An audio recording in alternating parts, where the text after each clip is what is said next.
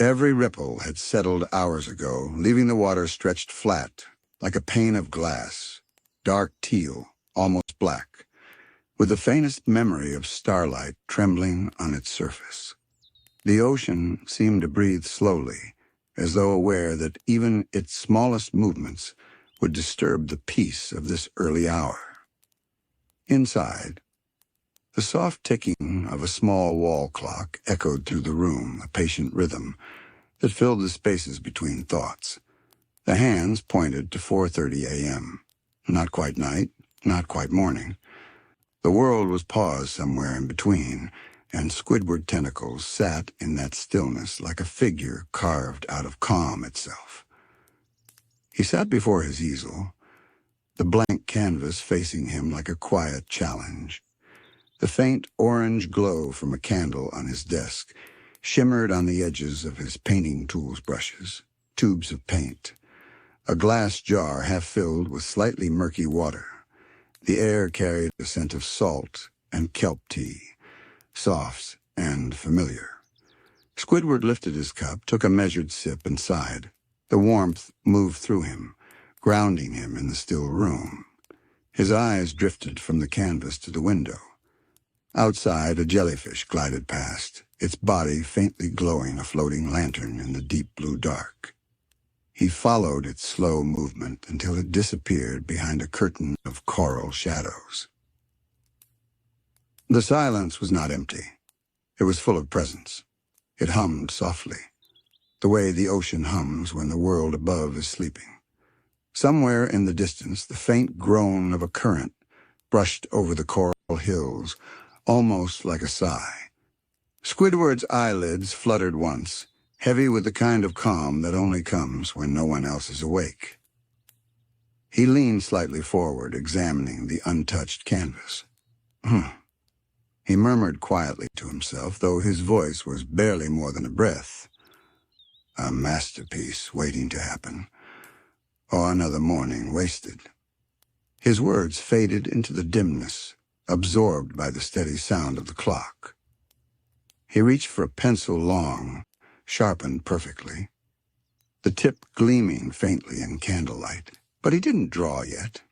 He simply held it, feeling its weight between his fingers. He watched the blank canvas as though it might speak first. Behind him, the walls were decorated with his past works, some finished, some not. A mixture of blues and greens, seascapes and self-portraits, each brushstroke marked by a quiet yearning for something unspoken, the kind of yearning that no applause or criticism could ever truly satisfy. The candle's flame flickered, and its reflection trembled across the canvas like a heartbeat. The small motion brought him back to himself. He exhaled slowly and placed the pencil down, letting his hands rest in his lap. He could hear his own breathing now, steady, deliberate. Inhale. Exhale.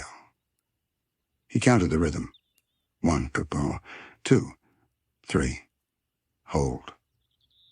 It reminded him of the old breathing exercises he'd learned in his short-lived art retreat years ago. Stillness is not the absence of sound, the instructor had said. It's the acceptance of it. Squidward closed his eyes. The memory faded, leaving only the here and now. Outside, the faintest shift in color began along the horizon. It wasn't yet dawn, but something was stirring beneath the deep. A subtle awakening of light, barely perceptible but enough for his eyes to notice. The teal water took on a soft undertone of gray-blue. The stars above dimmed slightly, like they too were preparing to rest. He watched the transition with the fascination of someone who's seen it countless times but still feels compelled to observe every moment. The kind of person who finds meaning not in the sunrise itself, but in the silence that comes before it. The world outside Bikini Bottom remained still. The coral houses around him were asleep, windows dark, no bubbles rising from chimneys. Even SpongeBob's pineapple, usually the earliest source of chaos, sat quietly under the deep water gloom, its cheerful yellow dimmed by night. Squidward allowed a faint smirk to tug at the corner of his mouth. Finally, he thought, a morning without laughter echoing through the walls. The thought wasn't cruel. It was simply honest. This hour, this fragile slice of peace belonged to him alone. He relished it the way others relish dreams. He stood up and moved toward the window, his movements graceful in their slowness. He placed one hand on the glass and felt the cold from outside seep gently into his fingertips.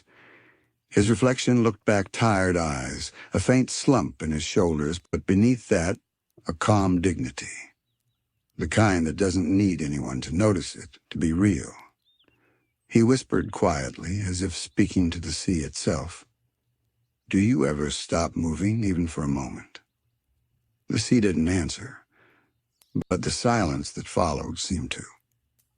He lingered there for a while, tracing invisible lines on the window with the edge of his finger. His reflection distorted slightly in the faint ripples of the water beyond. For a second he imagined he was inside the sea instead of his home, floating weightless, surrounded by color and soundlessness. The thought eased him. When he turned back to his easel, he noticed how the candle's light now mixed with a subtle, bluish hue creeping in from the window. The first whisper of pre-dawn light. It painted everything his desk, the walls, even his unfinished works, in tones that felt both real and dreamlike. He sat again, breathing slower now, body fully relaxed. The kelp tea had gone slightly cold, but he didn't mind. He took another sip, eyes still fixed on the shifting light outside. There was something sacred about this hour, an unspoken agreement between the sea and the sky that this moment belonged to stillness. No movement, no sound, just existence. He placed his hands on his knees, fingertips tapping lightly to the rhythm of the clock. Then he spoke softly to the canvas. "Let's see what you have to say today." The pencil rolled slightly as if responding. And for a few long seconds, Squidward did nothing, simply breathing, simply being. The candle burned lower. The jellyfish outside drifted back into view, now joined by another, then two more, their bodies pulsing with faint, rhythmic light. They floated like living brushstrokes against the vast ocean darkness. He watched them mesmerized. They don't rush, he thought. They just move, as they are. Something within him loosened, not excitement, not even inspiration, but readiness. The kind that only arises when one is completely at peace. He reached out and gently turned the pencil in his hand, feeling the familiar groove where his fingers fit. The first faint sound of a current brushed the outside walls, whispering through the coral, a low hum, soft as a sigh.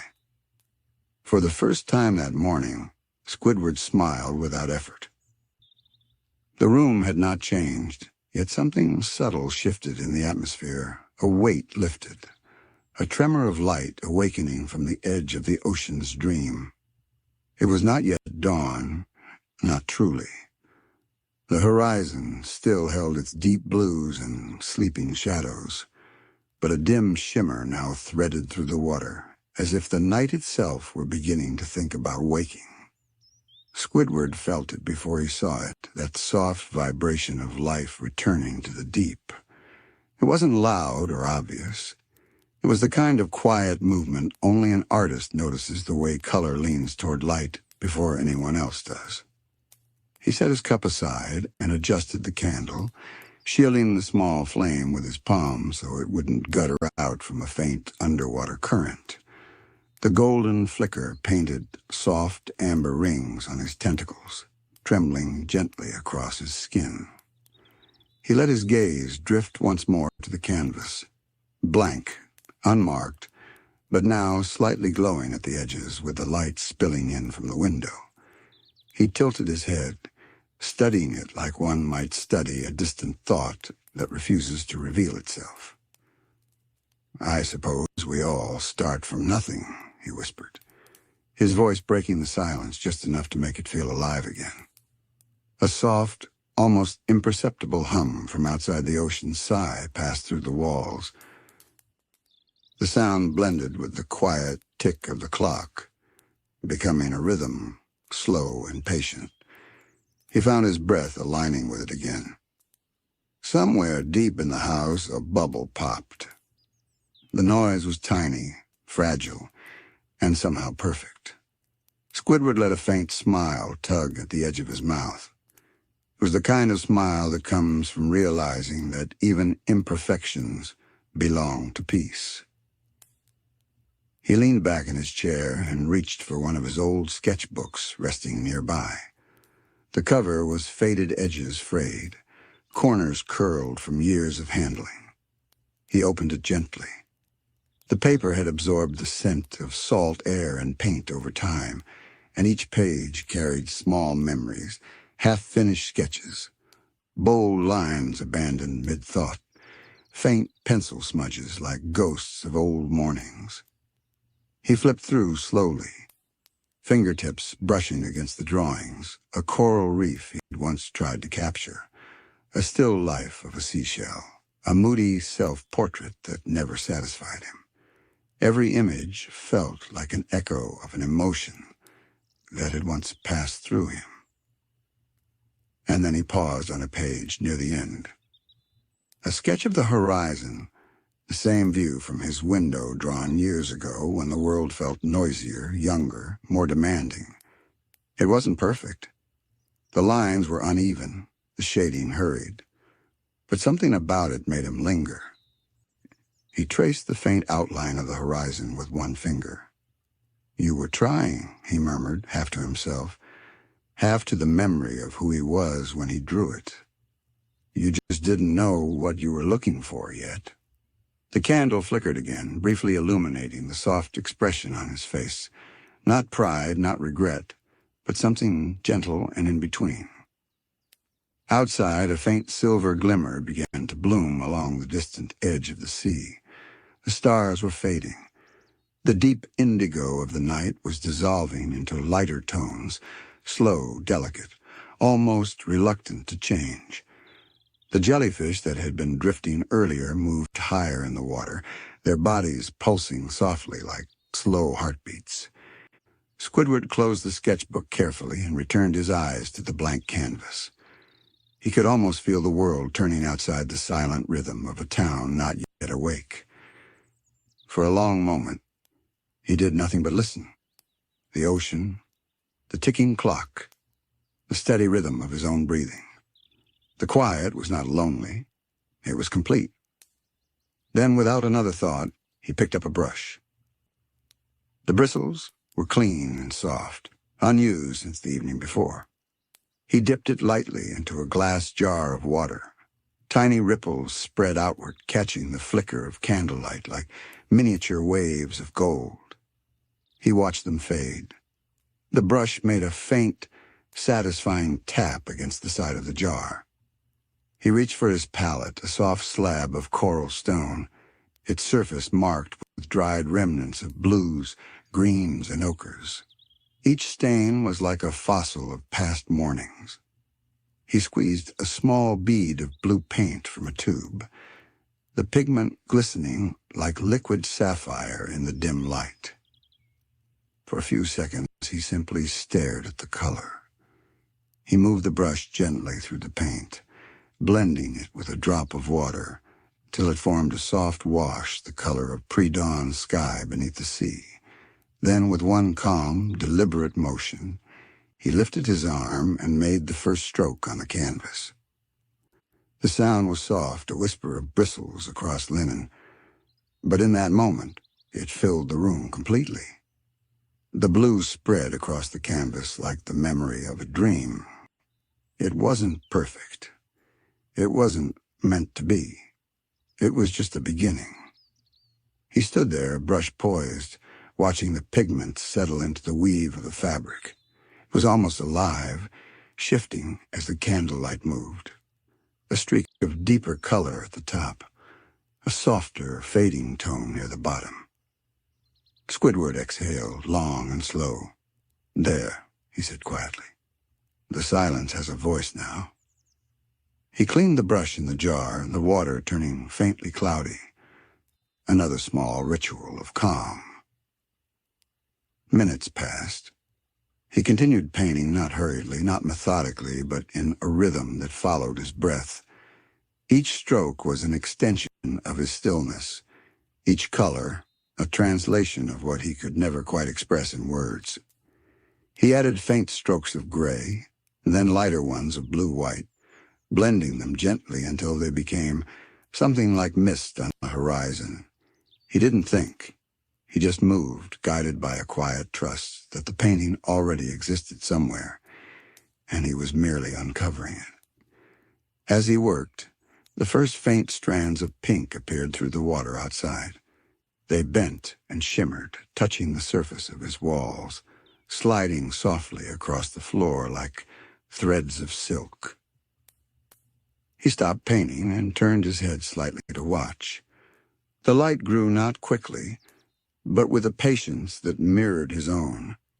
It filled the corners of the room, turning the shadows into warmth. The jellyfish outside glowed brighter now, illuminated by the subtle rise of dawn. They drifted higher, catching the golden currents, and for a moment their reflections danced faintly across Squidward's canvas, as though the ocean itself was collaborating with him. He smiled again, smaller this time, but real. "Not bad," he murmured. The clock ticked once more. 5:07 a.m., the edge of dawn. Squidward set the brush down, not because he was finished, but because he knew this was the moment to pause.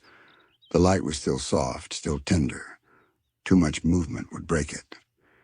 He stepped back and looked at what he had made, just a faint wash of color, a beginning, a whisper. But in it, he saw everything the silence had given him. For the first time in a long while, he felt no rush to improve, no pressure to complete. The act of creating had already been enough. Outside, the horizon shimmered like breath against glass. Inside, Squidward exhaled softly and whispered, "Let there be morning." The ocean outside was no longer asleep, but it wasn't awake either. It was breathing slow, heavy, rhythmic, as light began to slide across its surface in long, trembling ribbons. Every passing second felt softer, as if time itself was cautious not to disturb the balance. Inside, Squidward's room was a cathedral of quiet motion. The candle had nearly burned down, its wax pooling at the base, but the light from the rising dawn had taken its place, filtering through the window in cool gradients of blue and gold. The walls shimmered faintly, and the air had taken on a subtle glow. Squidward stood before his canvas, half lost in the rhythm of his own breathing. His brush moved gently, gliding over the surface with deliberate slowness. Each stroke carried weight, not of effort, but of presence. He was no longer painting an image, he was painting a moment. The soft swish of bristles against linen mixed with the faint hum of the ocean outside. It was almost musical, though no notes existed. The sound was enough. He leaned back slightly, observing the wash of blues he had laid down. Then he dipped the brush in gray, softened it with water, and began to blur the horizon line, that delicate border between dream and day. He didn't think. He didn't plan. He just let it happen. The stillness around him seemed to deepen with every movement, as though the room itself were holding its breath in reverence. The ticking clock faded into the background. The candle gave its last flicker before going out, a thin ribbon of smoke spiraling upward like a final whisper. Squidward didn't notice right away.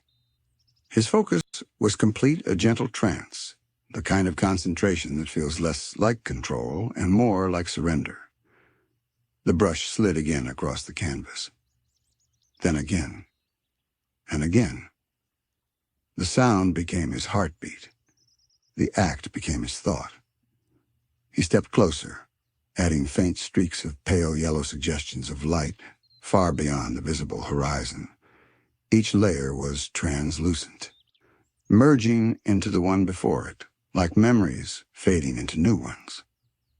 He paused to clean his brush, the faint swirl of pigment in the water jar forming tiny galaxies before dissolving.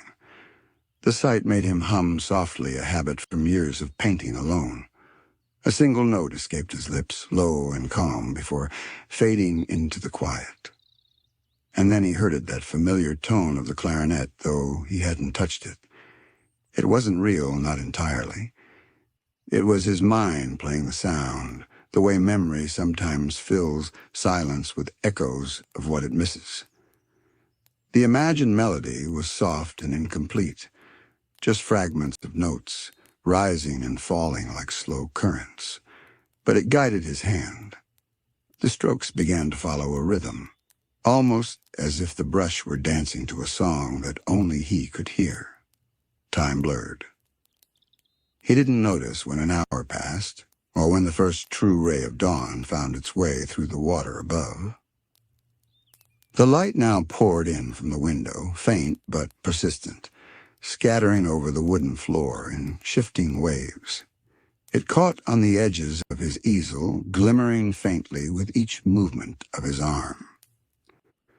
The ocean outside reflected it in trembling mirrors, a soft symphony of light and depth. Squidward's painting had changed, too. The once blank canvas now held layers of subtle hues, deep cobalt near the top, blending into soft turquoise and silver gray. The faintest touches of gold had begun to bloom at the horizon line, like light rising from sleep. He stepped back, letting the brush hang loosely in his hand. For a moment, he just looked. It wasn't a perfect painting. It wasn't even finished. But it was alive.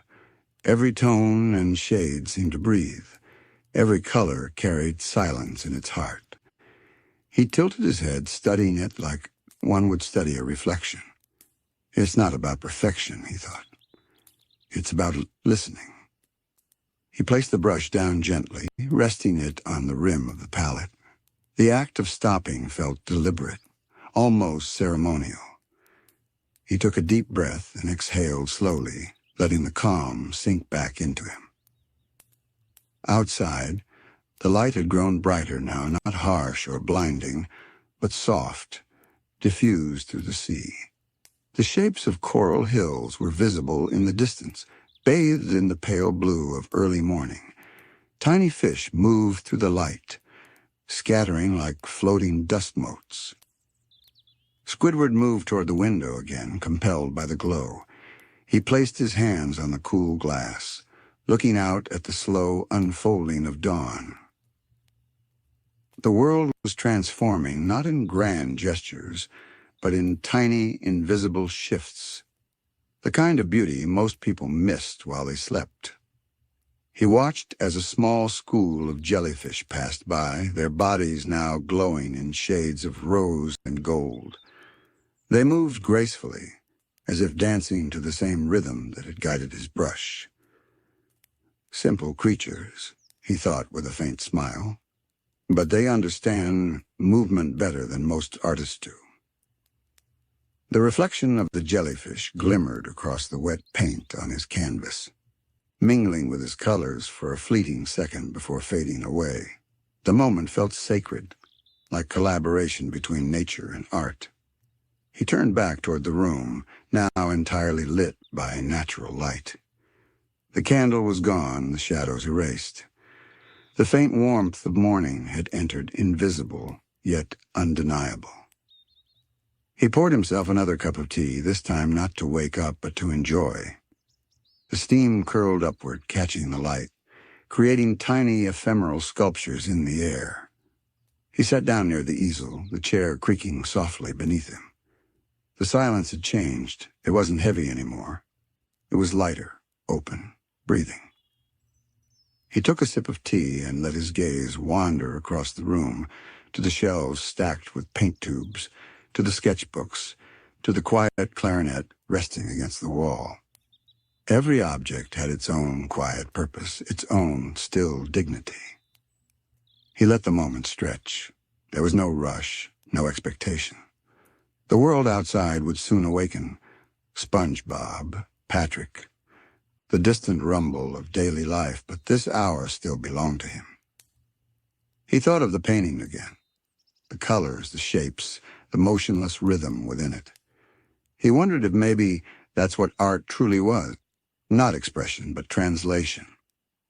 Translating silence into form, time into color, thought into stillness.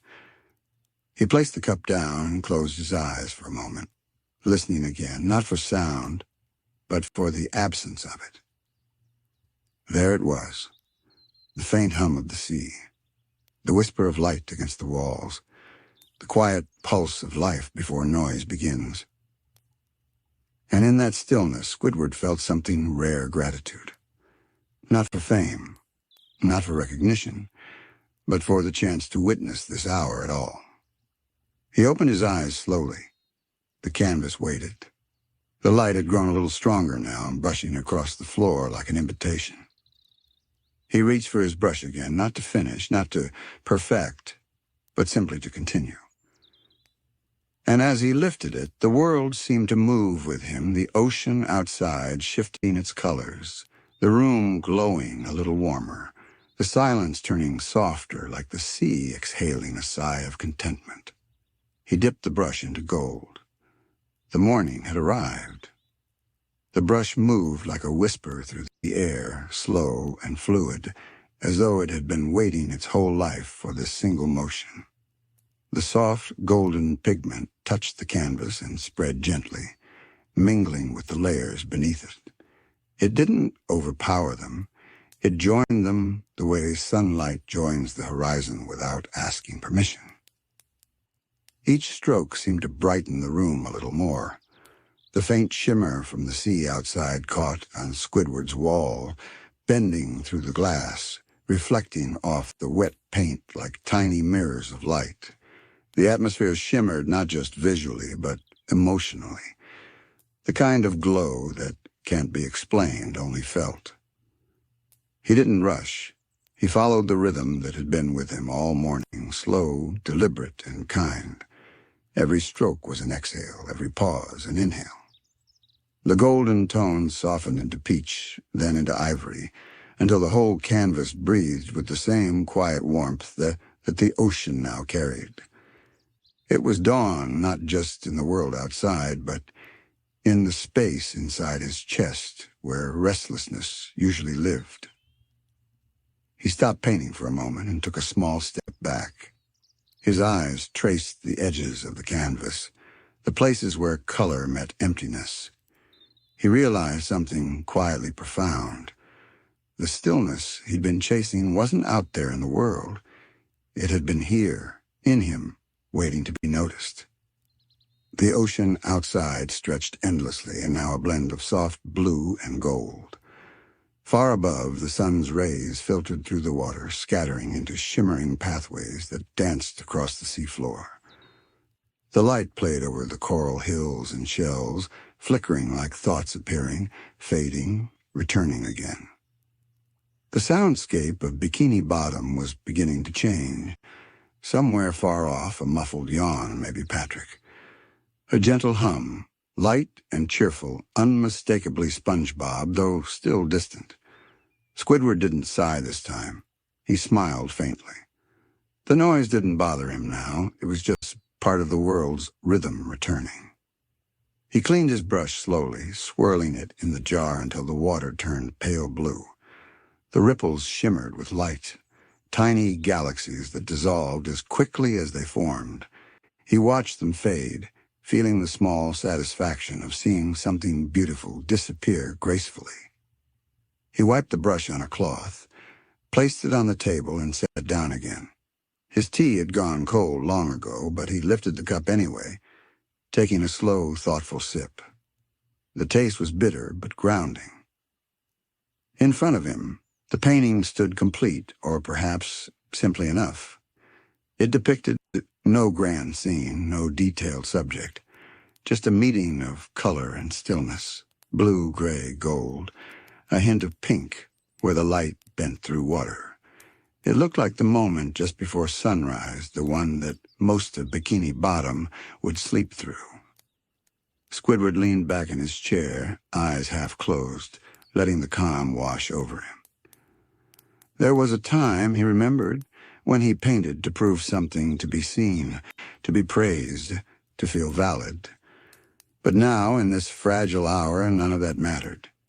The act itself was the reward. The quiet between brushstrokes, the light shifting across the walls, that was the masterpiece.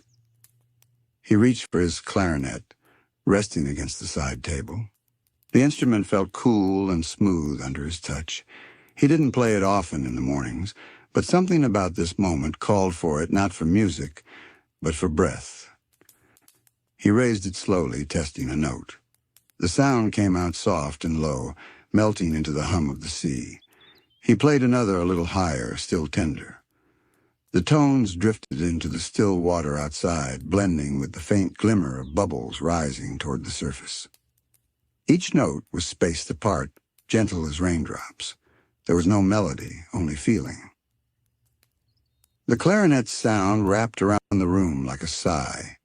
The ocean seemed to respond, pulsing in slow waves against the window.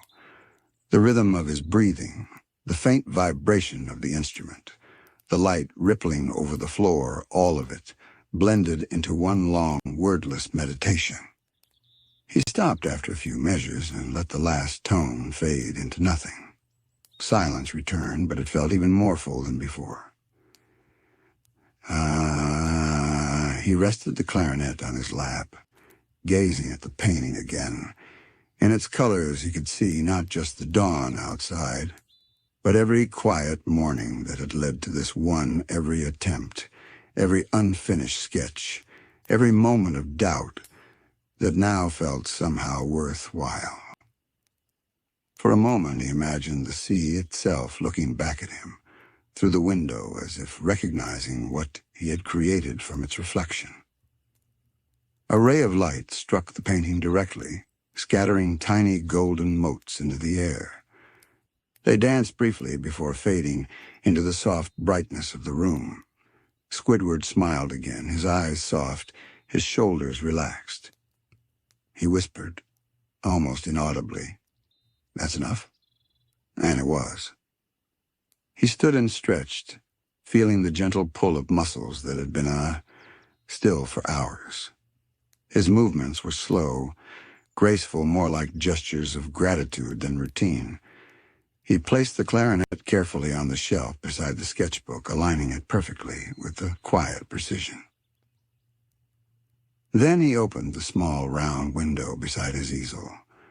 A faint current drifted in, carrying the scent of morning salt and coral. The air felt alive.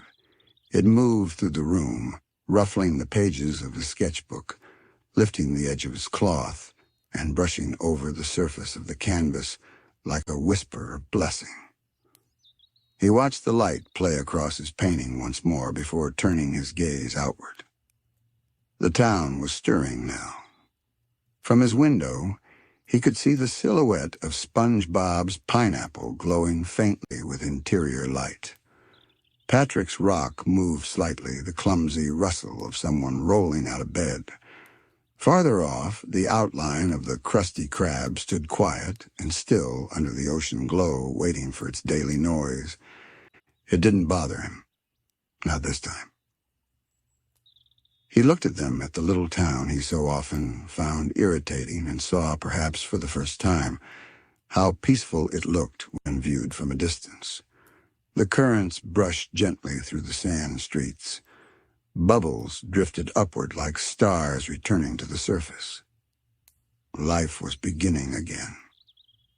He closed the window slowly, careful not to disturb the balance of air in the room. The painting behind him shimmered once more as light caught its wet layers, the colors deepening into a radiant calm. He took one last look at the clock. The hands pointed to 6:15 a.m. Morning had arrived. He blew softly across the top of his teacup, watching the tiny ripples, spread across the cold surface. Then, with the faintest smile, he whispered, "A perfect morning before the world remembers it's awake." He set the cup down, turned off the small desk light that had guided him through the last hours of darkness, and walked slowly toward the center of the room. His movements were unhurried, not tired, not restless, simply content. At the doorway, he paused. The painting stood behind him, illuminated fully by morning light. It looked different now, brighter, clearer, as if it had been waiting for sunlight to finish it. He didn't turn back to admire it again. He didn't need to.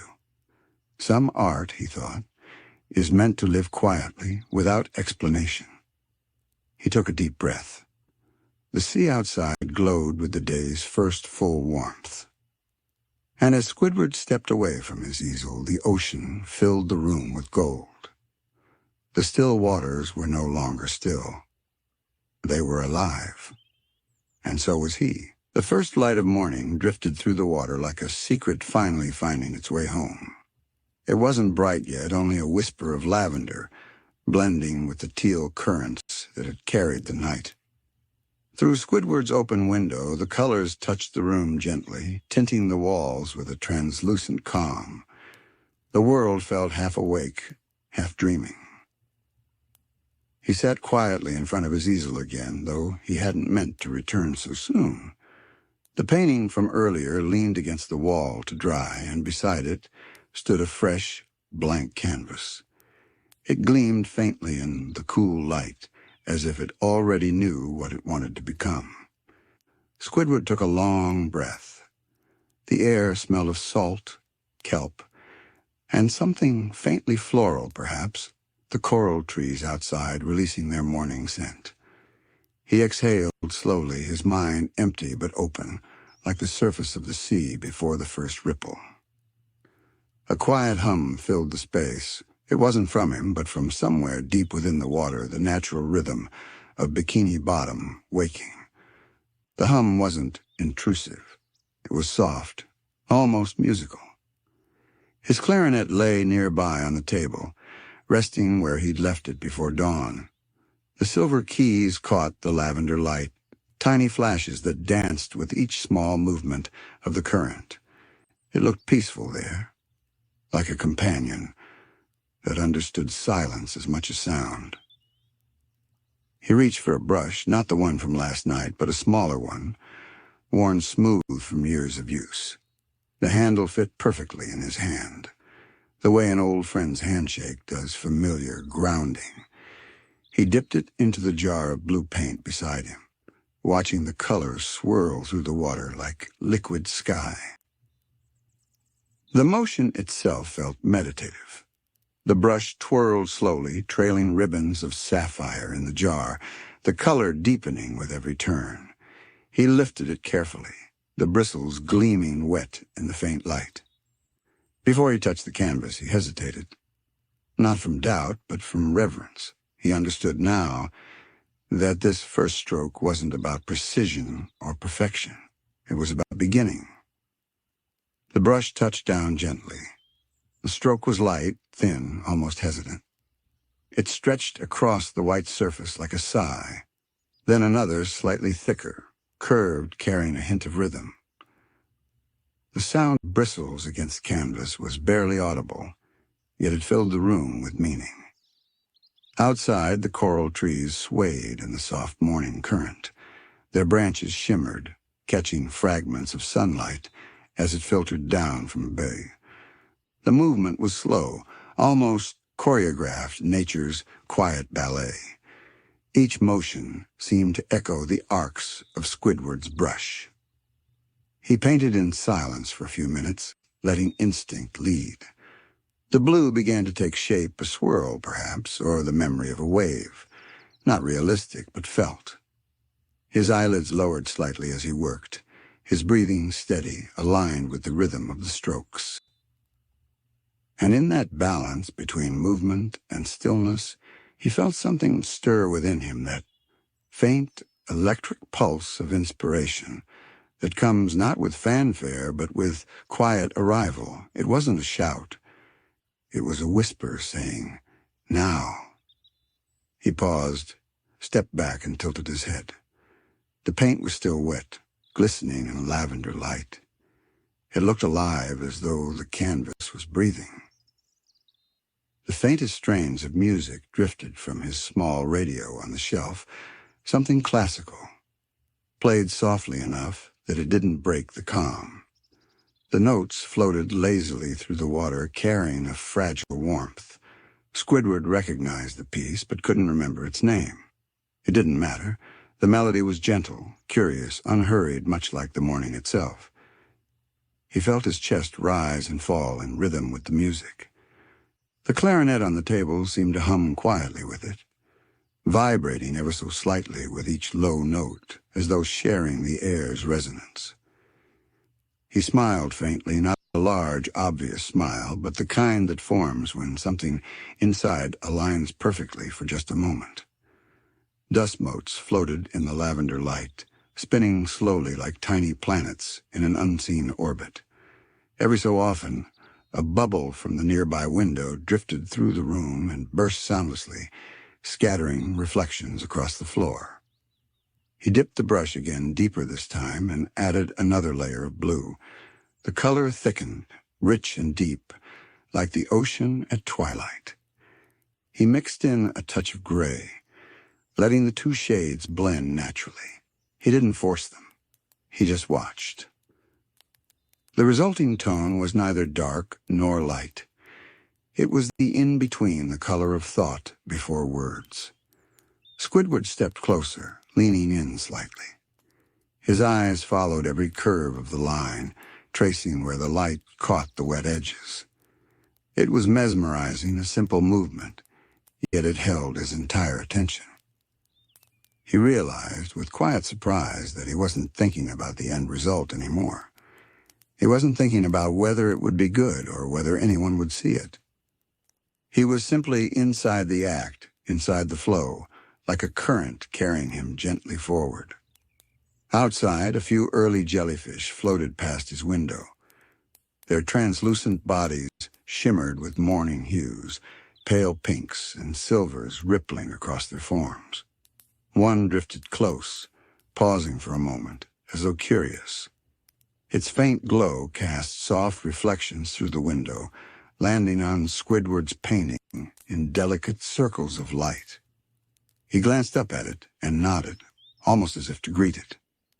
The jellyfish lingered, then drifted away slowly, its movement matching the tempo of his brush. The coral branches outside brushed against each other as the current shifted, producing a faint, chime-like sound, natural wind chimes of the sea. The morning light grew warmer, turning from lavender to soft rose. The change was gradual but certain, like a promise unfolding. It painted Squidward's room in layers of warmth. Shadows softened, colors deepened, and the world seemed to breathe more fully. He felt it, too, that subtle awakening that doesn't shout, but glows quietly from within. The music in the background shifted to a softer section, a sustained note, long and trembling, like the horizon stretching open. Squidward's brush moved slower now, each stroke deliberate. He added faint lines of violet into the blue small gestures that caught the new morning tone. The two colors blended seamlessly, like the moment night yields to day. He leaned back once more, letting his gaze rest on the composition. The painting was still abstract, still forming, but it carried something honest, the first breath of inspiration captured in pigment. He wiped the brush gently on the edge of a cloth, careful not to break his calm rhythm. The sound of the fabric against the bristles was soft and intimate, like a lullaby. The light had changed just slightly, but enough for him to notice. The lavender that once softened his walls now carried faint streaks of rose and gold. The dawn had begun its slow ascent through the sea. Each passing minute turned the water outside from muted twilight into living color. Squidward watched how the hues shifted on the surface of his canvas. They didn't stay still. They shimmered, bending gently as if the painting itself were part of the ocean. The texture of wet paint caught the light, transforming every ridge and stroke into something that breathed.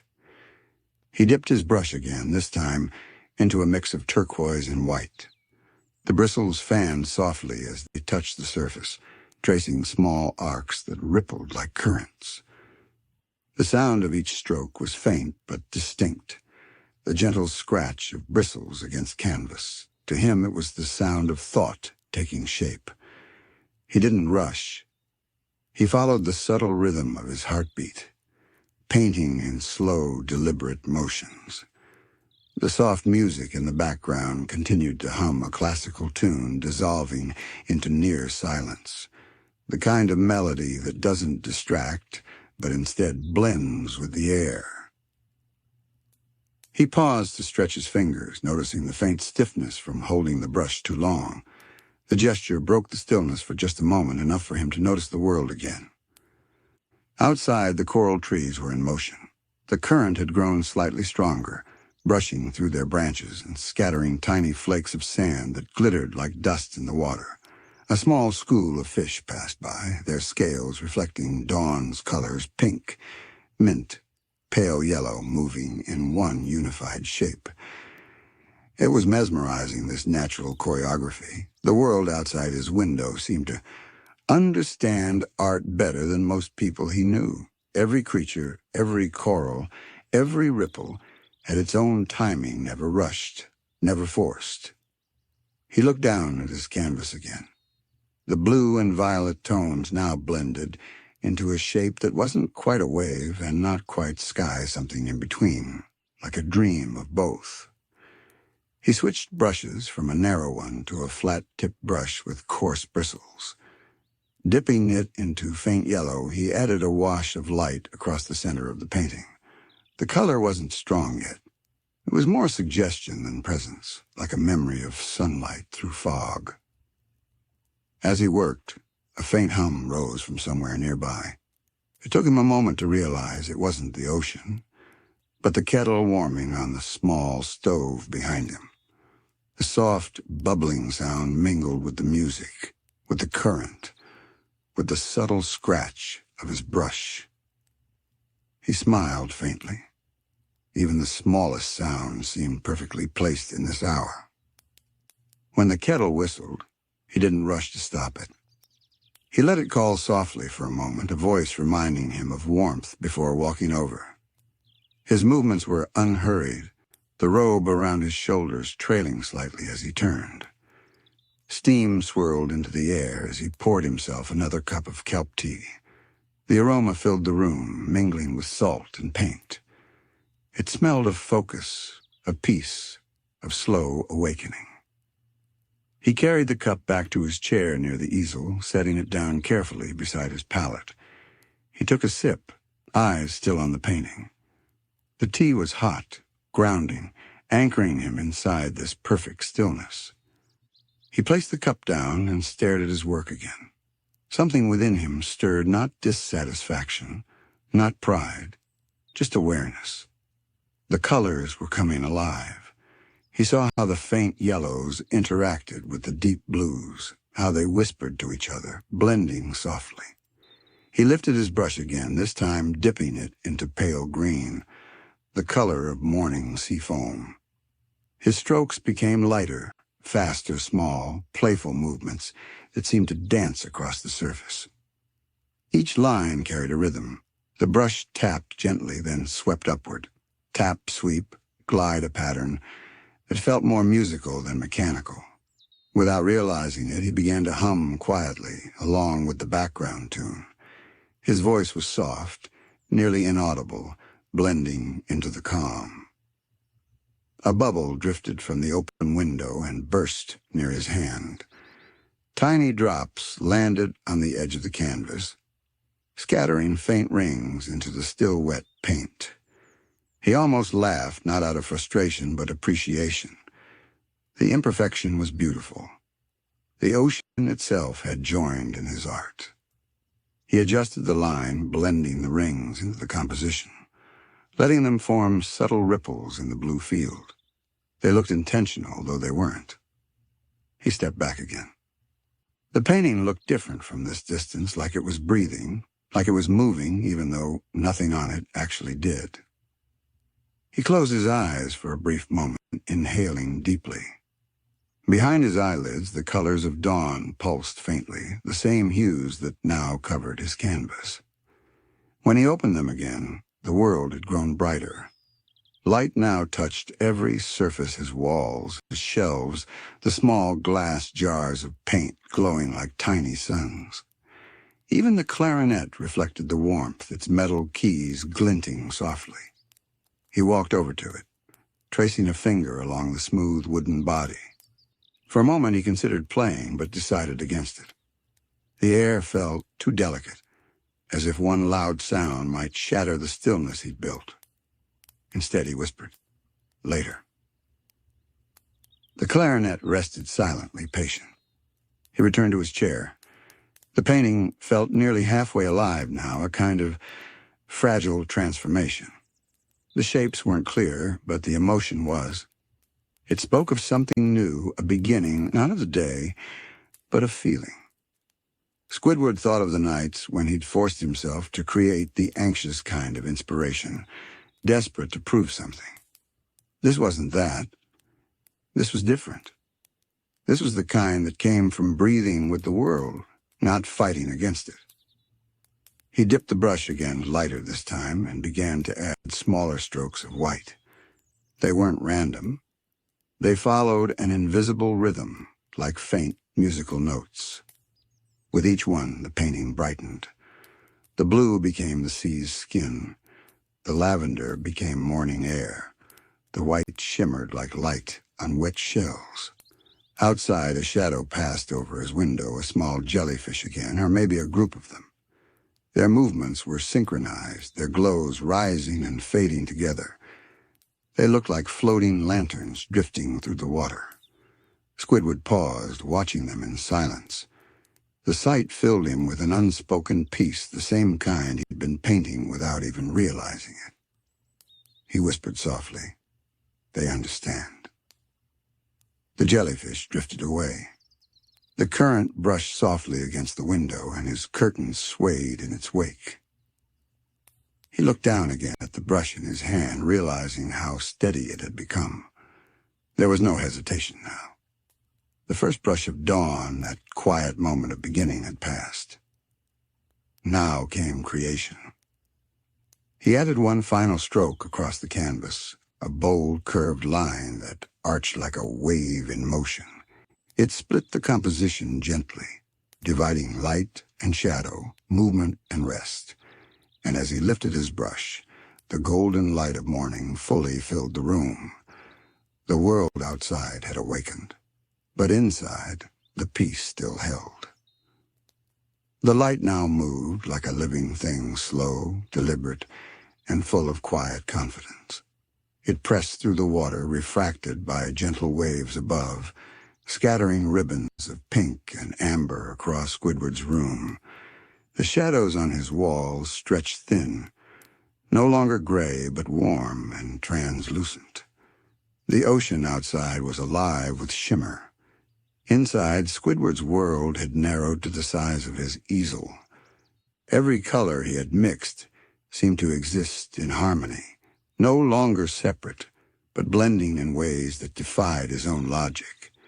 The blue he had started with now carried whispers of green. The lavender had deepened into something like nostalgia. He leaned closer, his breath fogging the wet paint slightly, and watched how the moisture faded, how each droplet disappeared without leaving a trace. There was something poetic about that, he thought.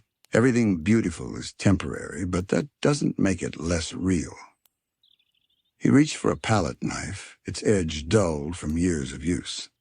He dipped it gently into a mix of soft coral and white, dragging the pigment in sweeping lines across the canvas. The motion was decisive yet tender. It reminded him of the way the seafloor shifts when touched by current patterns forming, dissolving, reforming. As he worked, the world outside continued its slow transformation. A gentle current brushed through the coral trees again, this time carrying with it small bits of glowing plankton. They drifted like faint stars swirling past his window in slow spirals. He paused, entranced. The sight felt familiar, like the evenings when he used to watch fireworks from his balcony, except this was quieter, truer. He returned to his painting, but his strokes had changed. They carried more intention now, as if the vision was forming clearly in his mind.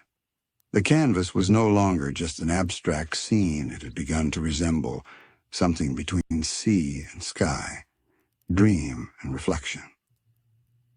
He wasn't painting what he saw. He was painting what he felt when the morning touched the world. The soft hum of the radio continued, fading between songs. At one point, the static wove into the background in a way that felt oddly harmonious. It reminded him of waves, the rise and fall of white noise blending with the pulse of the ocean outside. He smiled faintly, muttering under his breath, "Even the static belongs here." He stepped back again, sipping from his tea. It had gone lukewarm, but he didn't mind. The taste of kelp grounded him, sharp, earthy, slightly bitter in anchor, against the softness of the scene before him. His gaze drifted toward his clarinet once more. The light was touching it directly now, glinting off its keys like tiny stars. Without thinking, he reached for it. The act felt instinctive, not planned. He lifted it to his lips and breathed out a single note, low, round, resonant. It filled the room without breaking it.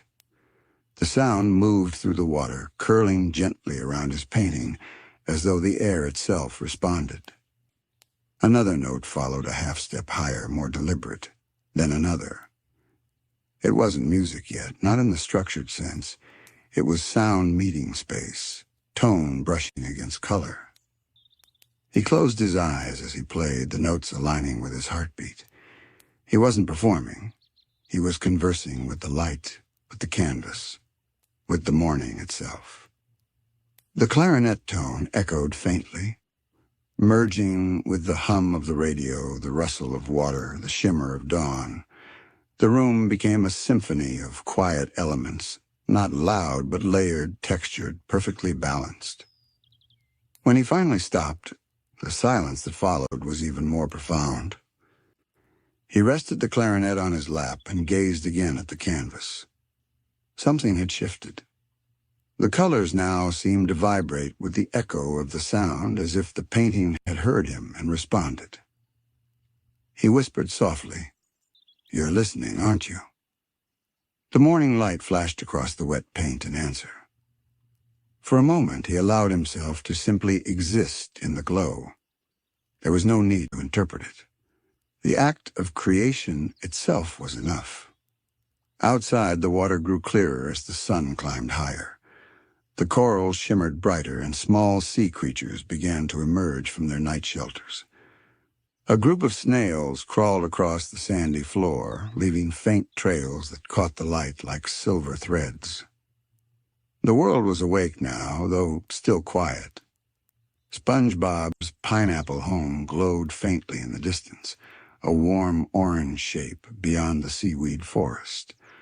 Squidward imagined he might already be up, humming as he cooked breakfast. The thought didn't irritate him this time. It comforted him. The world could hum its own songs. He had his. He returned to his brush, this time using the smallest one he owned, thin as a reed, delicate enough to make lines no thicker than a whisper. He dipped it in a light gold and began to add highlights where the colors met. Each stroke was a glint of dawn, tiny threads of light woven through the deep tones. With every mark, the painting gained dimension. The blues looked deeper. The violets breathed softer. The whites shone brighter.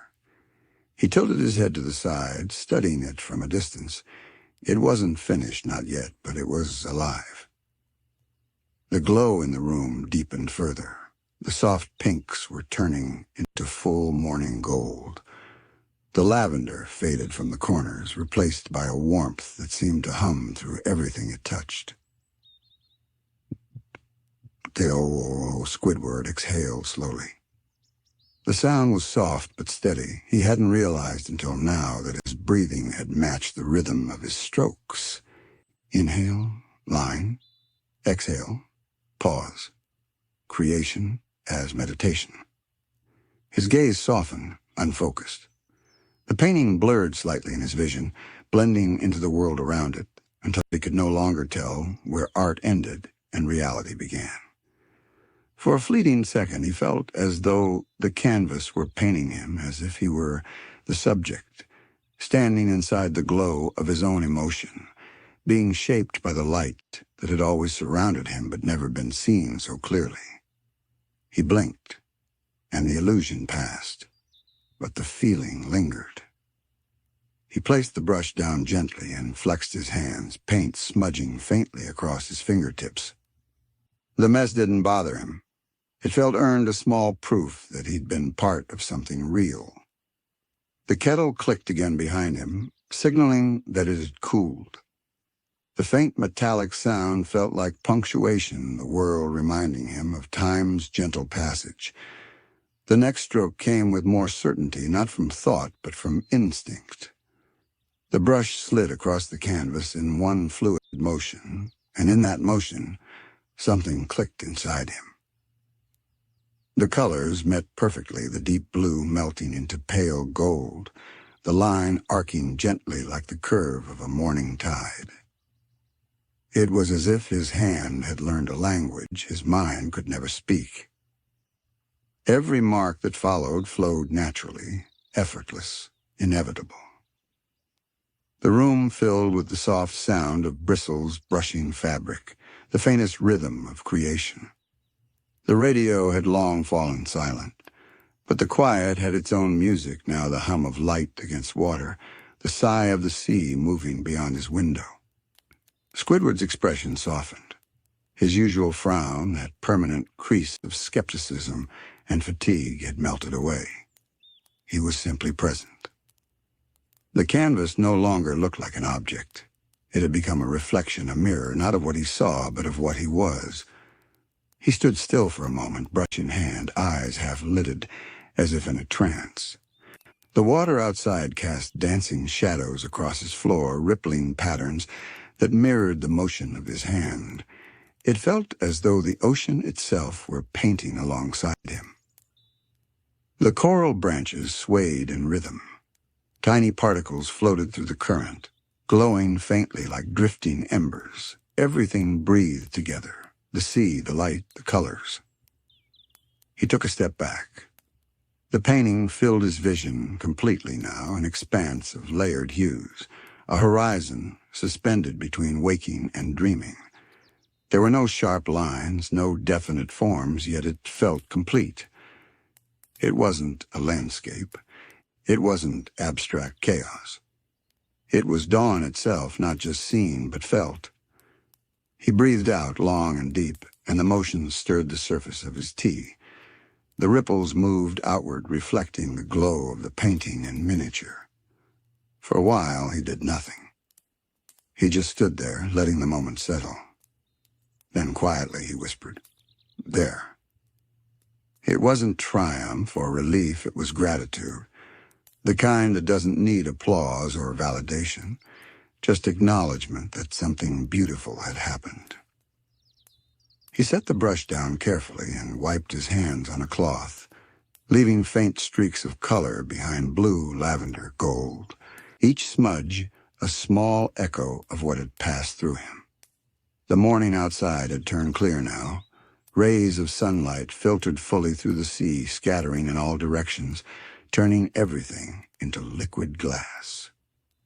Squidward turned toward the window.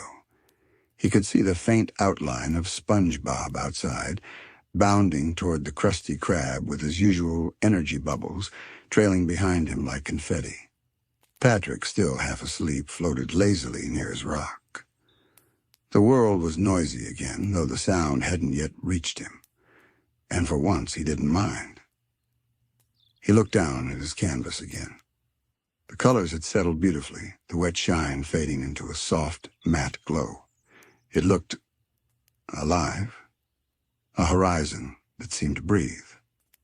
He found himself smiling a rare, gentle kind of smile, unposed, unforced. For a fleeting moment, he imagined the sea outside as an audience, not the kind that claps, but the kind that watches with a quiet understanding. He walked toward the window and opened it slightly.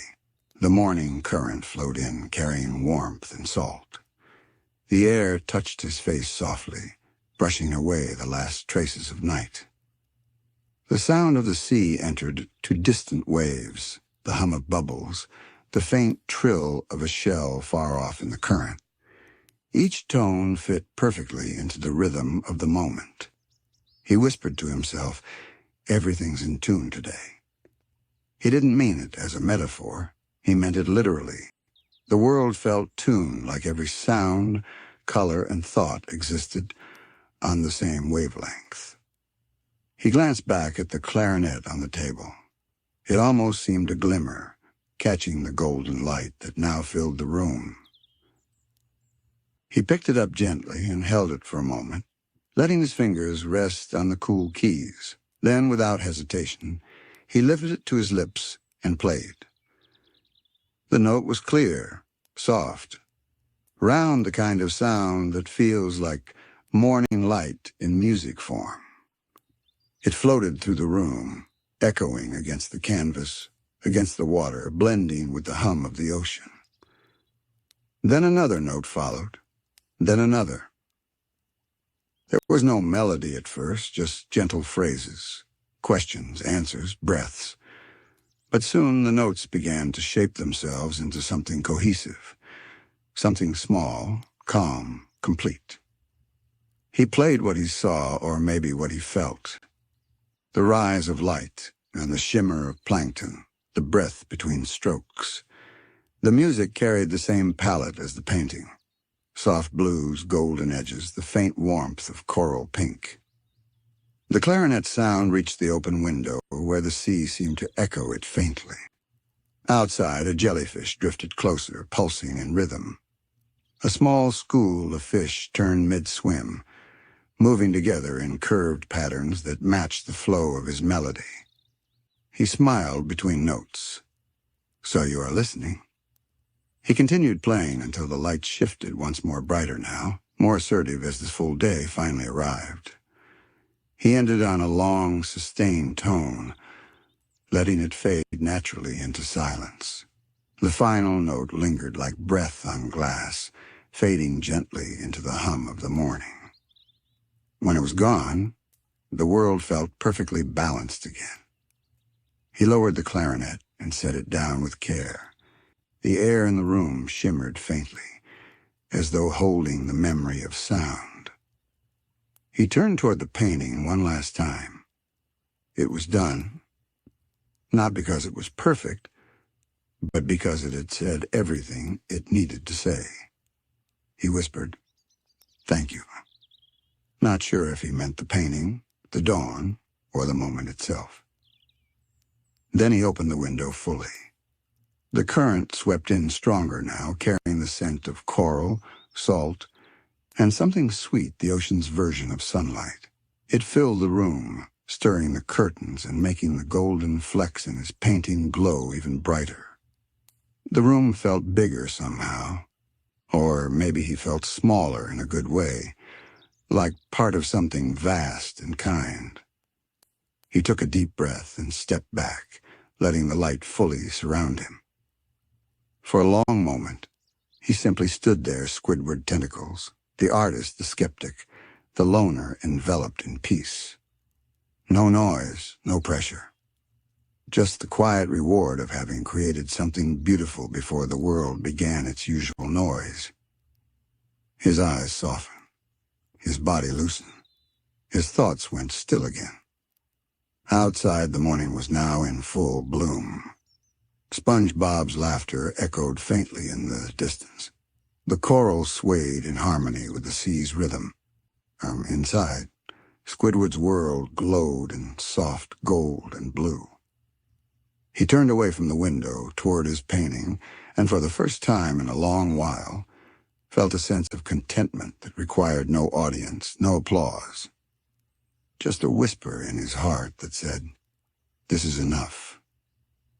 He reached for his teacup one last time, lifted it slightly as if in a silent toast to the dawn, and took a slow sip. The liquid was cold now, but it didn't matter. It was still part of the morning.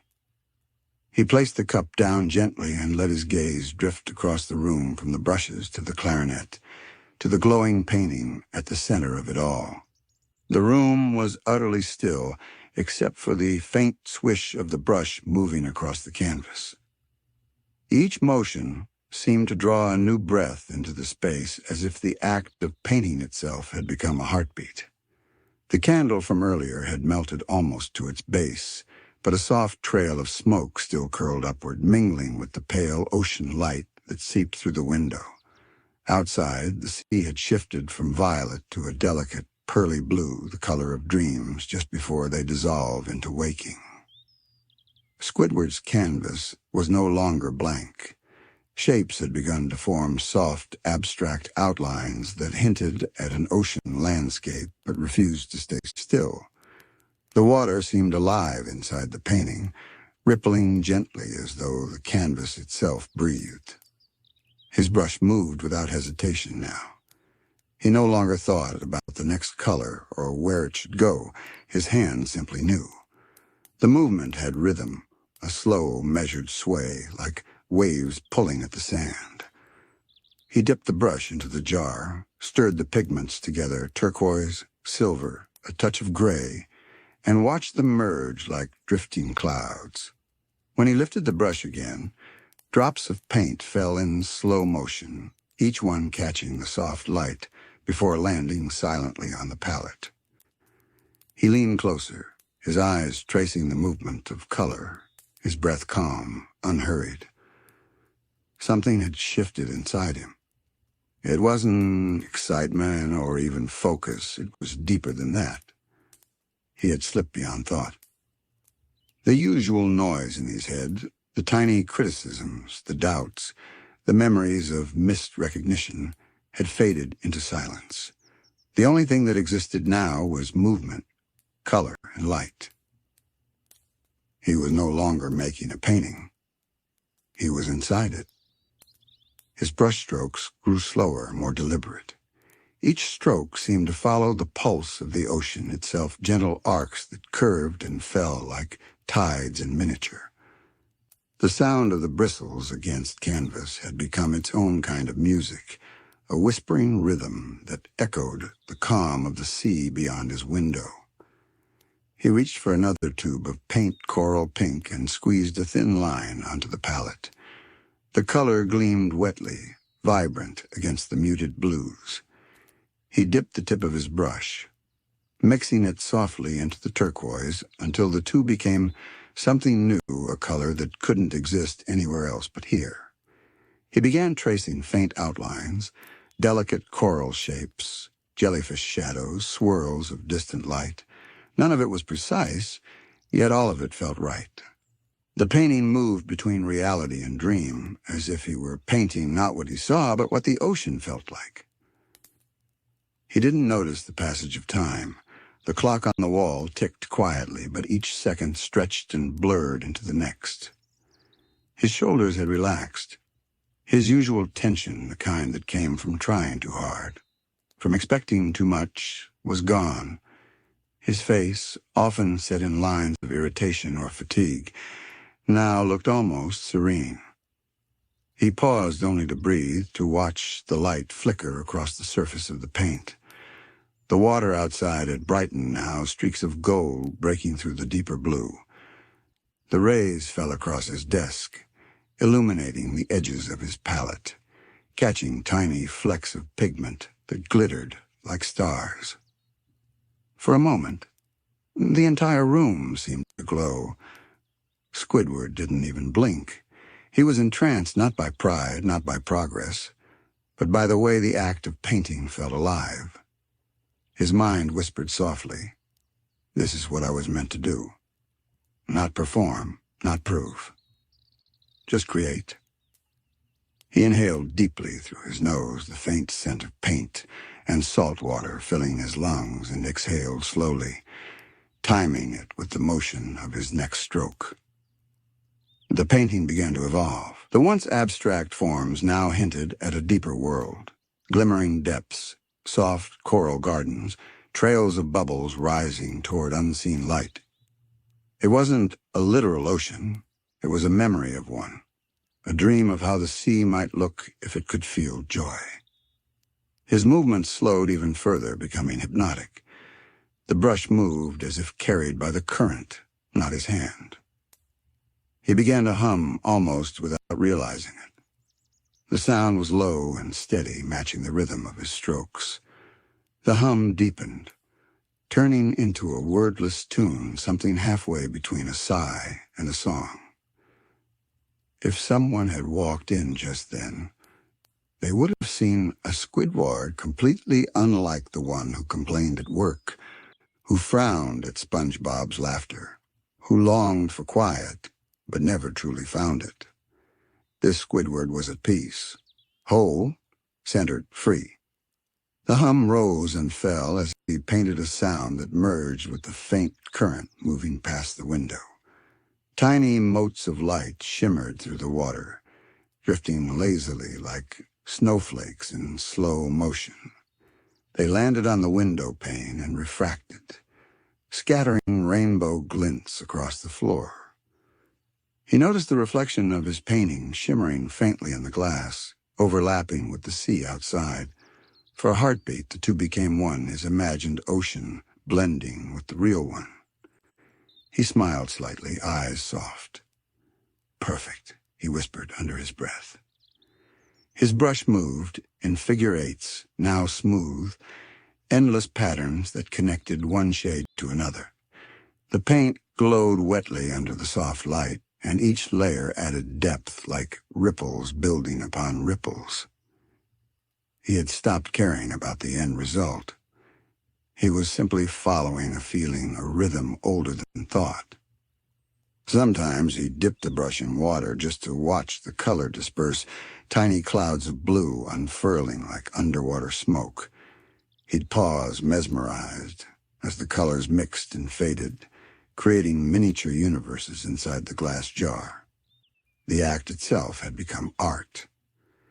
He remembered something from years ago, an art teacher's voice saying, "Painting isn't about what you make. It's about how it feels to make it." He dismissed it back then as sentimental nonsense. But now, in this perfect quiet, he understood. The feeling wasn't about pride or praise. It was about belonging to the moment, to the motion, to something larger than himself. He looked at his canvas again, eyes glassy with calm. The forms were starting to merge, beautifully soft blues swirling into deeper greens, coral pinks glowing faintly under the surface, golden lines of reflected light dancing near the top. It looked alive, not finished, but breathing. He tilted his head, studying it from a new angle. The painting seemed to shift subtly with the changing light. It wasn't just the dawn outside, it was his own energy reflected back at him, rippling gently through the color. For the first time in a long while, he felt no separation between himself and the world he inhabited. No boundary between the artist and the art. There was only one motion, one presence brush, water, light, breath moving together in perfect harmony. He lost all sense of the hours. The clock on the wall had long since been forgotten, its ticking swallowed by the rhythm of his brush. He painted through the silence, through the hush of the sea, through the soft unfolding of dawn. The candle had gone out entirely, but the room was now brighter than before. The light filtering through the water outside shimmered with movement, bending and rippling as if alive. It wasn't just illumination, it was presence. Every new layer of paint felt like unlocking another memory. He didn't consciously choose what to paint. The shapes appeared on their own, flowing from his wrist, guided by something unseen. In the soft arcs of coral and the faint glimmer of sand, he saw pieces of his own past memories of his first clarinet recital, of summer mornings outside the Krusty Krab before the customers arrived, of silent evenings when the sea outside his window had looked just like this. The painting wasn't about beauty anymore. It was about truth. A truth that had no words, only color, light, and rhythm. His hand moved more freely now, each motion an act of trust. He had stopped controlling the outcome. He was simply following where the color wanted to go. The brush had become an extension of him, an organ of expression, as natural as breathing. Outside, the ocean seemed to lean closer, curious. Schools of tiny fish drifted near his window, their scales flashing like sequins in the dawn light. They moved slowly, unafraid, almost reverent, as though sensing that something sacred was happening inside. The coral trees beyond swayed softly with the current, their branches catching the gold glow of morning. Every detail of the world outside had synced with the pulse of his art. Squidward didn't notice it consciously, but he felt it, the sense that the world was responding to him, harmonizing with his internal rhythm. He dipped his brush into a thin layer of diluted blue paint and let it fall in streaks down the canvas. The lines looked like water currents, like veins, like breath. They connected everything, coral, horizon, scarsa. He leaned in close, watching the colors bleed into one another. The edges blurred, shimmered, and disappeared. He whispered softly, almost unconsciously, "Keep going." His voice was calm, steady like a mantra. The sea outside flickered in response, a wave of light passing through, refracting into patterns that painted his walls. The room itself became part of the artwork. Every surface reflected some trace of motion. The window glass rippling with the reflection of the painting, the floor glowing faintly where the sunlight pooled. Even the cup of tea beside him had joined the rhythm, tiny circles spreading slowly across the surface each time he breathed. It was all alive. The line between what was inside and what was outside began to blur. In the glass of his window, his reflection mixed with the world beyond Squidward's face, layered over the slow movement of the sea, the curve of coral, the drift of jellyfish. He looked both human and oceanic, an artist dissolving into the thing he painted. The thought didn't frighten him. It comforted him. He felt lighter, as if each brushstroke was peeling away a layer of the noise he carried. All the frustration, all the disappointment, all the small irritations that had filled his life gone. Each stroke washed another bit of it away. In their place came something simple and pure. Stillness. He could feel the texture of the canvas beneath each movement, the soft resistance of the fabric meeting paint. He loved that feeling, the physicality of it, the way the brush dragged lightly, leaving a smooth trail. It reminded him that creation wasn't abstract. It was tactile, alive, sensual. The more he painted, the more the boundaries of his body seemed to dissolve. His arms felt weightless, his movements guided by something deeper than muscle. The rhythm existed beyond him, yet flowed through him. He paused only when he noticed how warm the light had become. The sun, or rather, the filtered ocean sunlight, had risen higher, turning the water outside into sheets of gold and pale sapphire. For a fleeting moment, everything shimmered. The painting seemed to pulse in time with the sea, its surface gleaming as if lit from within. And then the unexpected happened. As Squidward moved his brush across a band of deep blue, he noticed the color shifting slightly. It wasn't the paint drying, it was movement. A faint ripple passed through the surface of the painting, like a soft breeze across water. He froze, staring. Had he imagined that? The light from the window flickered again, and the shimmer returned faint, fluid, organic. The painted ocean on his canvas was moving. It wasn't wild or magical, not yet. It was subtle, like a mirage, like something between illusion and reflection. The brushstrokes he had laid down now flowed gently together, the colors blending in motion, forming tiny ripples that mirrored the real sea outside. His breath caught. And then he smiled. He didn't question it. He didn't analyze it. He just accepted it as part of the flow. Of course, the painting would move. It was born from movement, after all. It wasn't breaking the rules of the world. It was showing him the deeper ones. He continued painting. The ripples on the canvas responded to each new stroke. When he drew a curve of coral, the waves bent slightly to match its rhythm. When he shaded in a depth of ocean blue, the lower layers deepened in hue as if filling with real water. He felt like he was collaborating with the sea itself. A quiet laugh escaped him, a small, warm sound that felt foreign in his throat. "I've waited years for this," he whispered. His brush danced faster now, still graceful but filled with energy. His movements were fluent, confident. Every motion found its place. He added pale lines of light, weaving them through the depths of the ocean scene. The lines glowed faintly, catching the morning shimmer. The movement on the canvas became more distinct, not chaotic but alive. The coral waved, the bubbles rose, and the water drifted softly as if breathing. It was hypnotic. He forgot everything, the house, the world, the noise that would come later. There was only the painting and the rhythm between them. The clarinet on the table hummed faintly as a current passed through the room, vibrating softly. It was as if the entire space had become a living instrument, tuned to the same frequency as his heart. He dipped his brush again and again, blue, gold, white losing track of where one color ended and another began.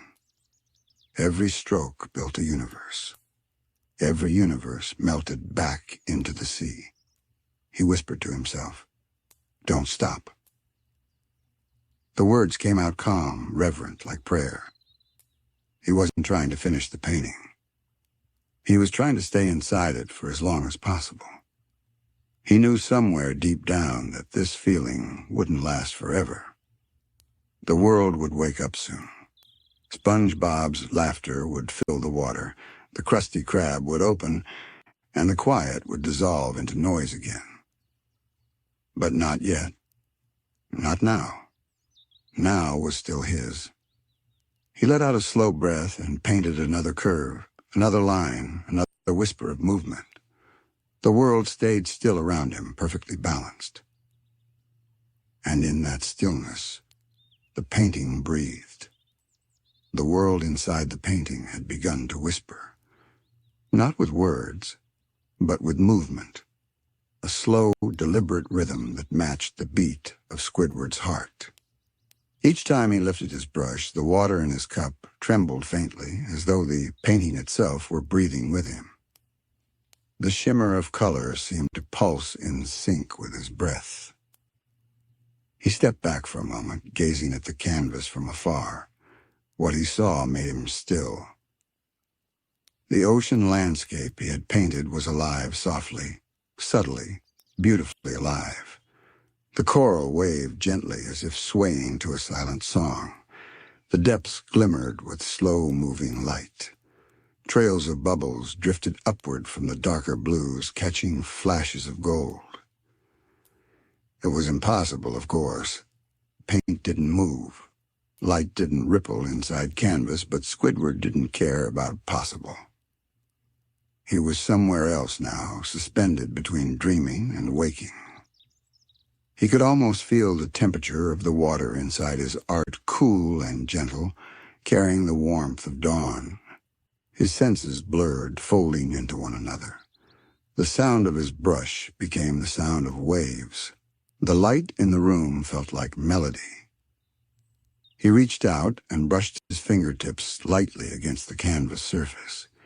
It was still dry, but there was an energy there, something humming beneath the surface, as if the paint itself carried a pulse.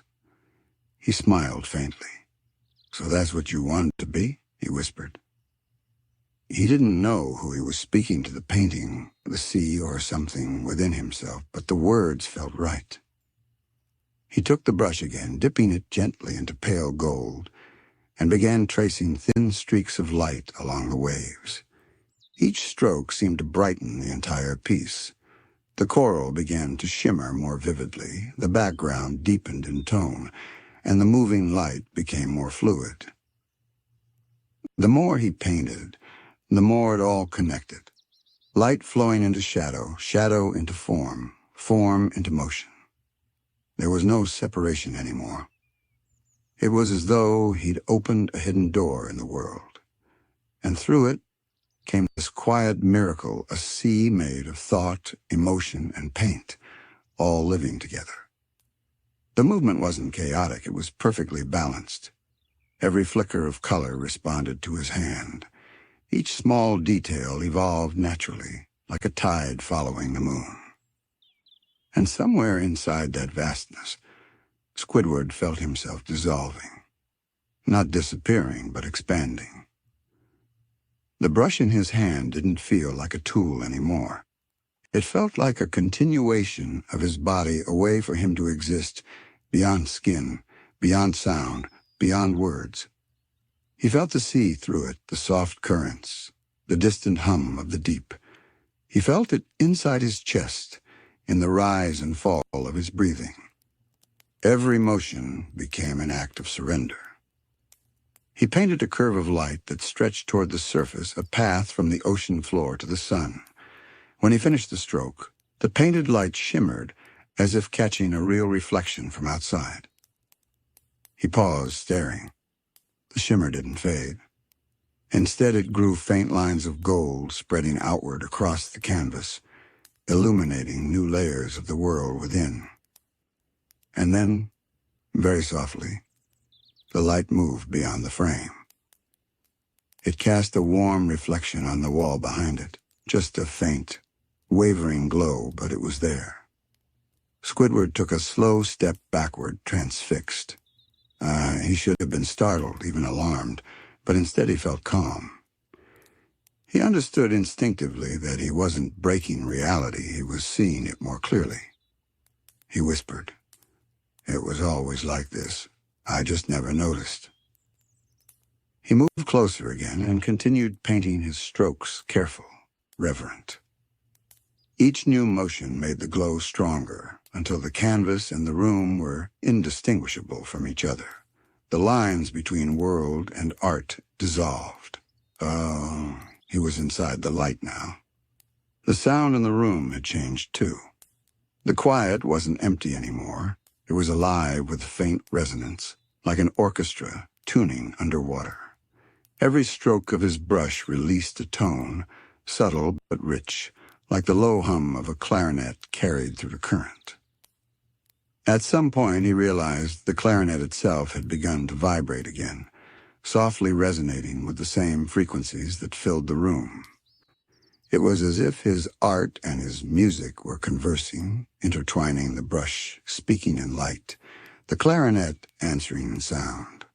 He smiled, eyes half closed, moving to the rhythm of this invisible duet. He painted until the colors became light and the light became air.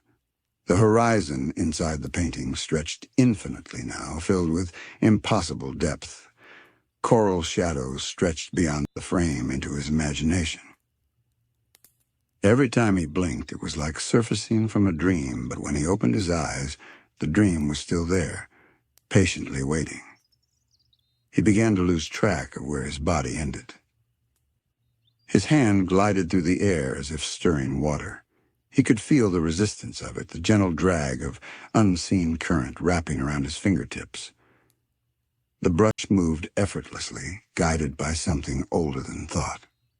The air shimmered faintly as he painted, and for the briefest instant, he saw faint tendrils of light extending from the brush tip, leaving trails that lingered in the air before fading. He chuckled softly, unable to help himself. Now that's technique. He didn't know whether he'd said it aloud or only thought it, but it didn't matter.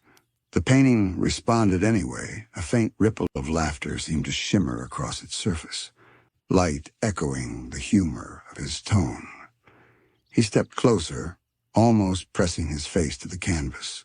The brushstrokes he'd made earlier now resembled shifting layers of the sea-vast plains of color where currents danced like silk ribbons. The edges blurred and merged, giving the illusion of infinite depth. He reached out again, fingertips barely grazing the surface, and for the first time, he felt movement. The canvas wasn't hard anymore. It yielded slightly like the surface of water. His heart skipped. He pulled his hand back slowly and then reached out again, more carefully this time. His fingers met cool resistance, soft, fluid, alive. A pulse of blue shimmered under his touch. Tiny ripples spread outward from where his hand met the painting, distorting the coral forms, bending the light within. He exhaled in awe. It wasn't frightening, it was sacred. This was the flow, not just metaphorically, but literally. The moment when art and life became the same thing. He leaned closer, eyes wide with wonder, whispering, "So this is what it means, to be lost in your work." He felt his heart steady and his breathing slow, his entire being synchronizing with the rhythm of the light. He wasn't separate anymore. He wasn't Squidward the artist, or Squidward the employee, or even Squidward the skeptic. He was part of the sea, part of the moment, part of the color. The brush fell from his hand without him noticing. It drifted gently onto the table beside him, its tip glistening with a last drop of gold. For a while, maybe minutes, maybe hours, Squidward floated in that stillness, surrounded by soft glows that pulsed in rhythm with his breathing. Oh, he no longer knew where his body ended and where the ocean began. Every cell of him felt submerged in color. He didn't think. He simply was. His mind, which had always been loud with criticism, judgment, and frustration, was completely quiet now. No lists, no comparisons, no noise, just this endless feeling of flow, where each heartbeat felt like a brushstroke and each breath like a soft note in a symphony that only he could hear. And slowly, as the inner tide began to ebb, a subtle awareness crept back into him. He noticed the faint scent of paint and salt, the distant hum of the reef outside, the warmth of the candle that had burned low beside his easel.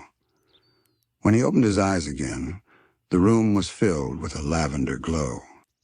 The dawn light had arrived fully, spilling through the window like liquid glass. The ocean outside shimmered with slow motion rays of sun filtering through water, weaving gentle patterns across the walls. His painting, the living one, still shimmered faintly. But the movement had quieted, as if it had completed what it needed to say. The glow on its surface faded into still color, like a deep breath being released. For a long moment, Squidward just stood there watching. He didn't feel disappointment that the magic had calmed. He felt gratitude. He knew what he had witnessed wasn't something to chase or control. It had been a moment of grace, a fleeting merging of thought, sound, and sea. Trying to repeat it would only make it vanish faster. He walked closer, gently touching the edge of the frame this time. It was solid again, dry and warm beneath his fingertips. But even without motion, the painting still carried life. The colors were deeper, layered in ways that felt impossible. Every shade held memory of his stillness, his surrender, his breath. He whispered, "You're done." The words were soft, almost reverent. The painting didn't move. It didn't have to. It simply was. He leaned back on his chair, feeling the quiet air settle around him. The candle beside him had melted down to a small puddle of wax, its flame tiny but steady. The brush lay nearby, glinting faintly in the sunlight that now danced across the table. The clarinet, which had hummed in harmony during his trance, now sat silent again, but its silence carried a strange warmth. It was as though it, too, understood what had happened. Squidward reached for it almost unconsciously. He lifted it, tested the reed with his thumb, and raised it to his mouth. The first note that left it was fragile, almost a whisper. It wavered in the air like a newborn breath. He closed his eyes, adjusted his fingers, and played again. This time, the sound was smoother, low and resonant, vibrating through the water and into the stillness of his home. It wasn't a performance. It wasn't even a song. It was simply a sound of gratitude, of being alive, of having felt something pure. He played another note and another, letting the tones float through the early morning light. Each one lingered, bending and melting into the soft sounds of the ocean outside. For a while, the world became one continuous sound, clarinet and sea, breath and light. No audience, no judgment, only presence. His eyes drifted open halfway. Through the window, he could see the first real movement of Bikini Bottom, beginning faint silhouettes in the distance. Small fish stirring a wake, the coral swaying more actively as morning currents picked up.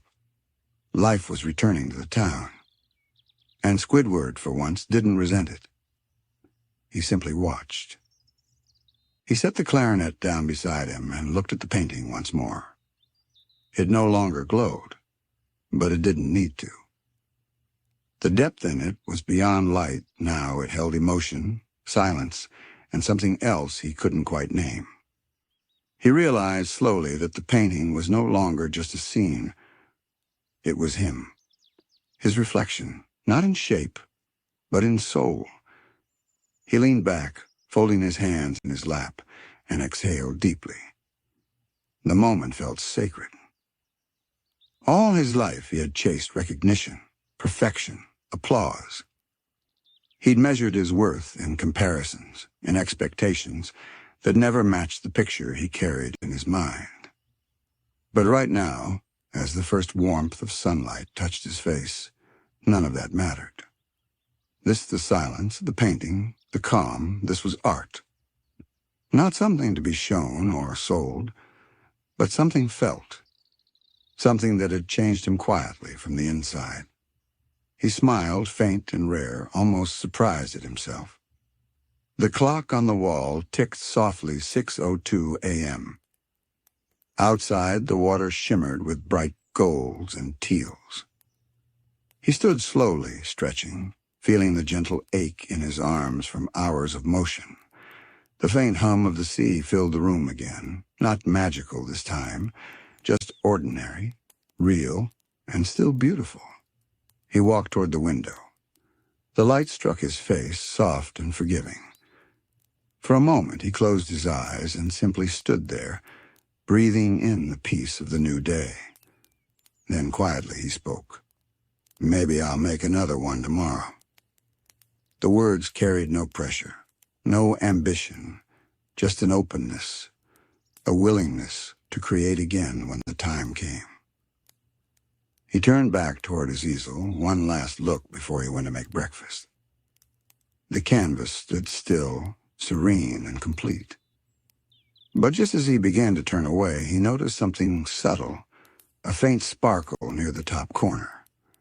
A single stroke of gold paint, barely visible, caught the light and shimmered once. Just once. Then it faded, leaving behind only color. Squidward chuckled under his breath. "All right," he murmured. "Message received."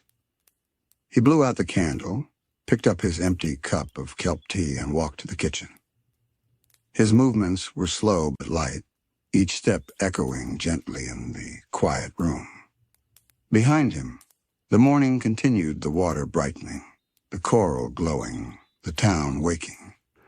And in that small house, tucked inside a coral neighborhood by the sea, a single painting stood in silence, a window into another world, holding within it the memory of a moment when imagination flowed as freely as the tide itself. Outside, a jellyfish drifted past the window, pausing as if to look in.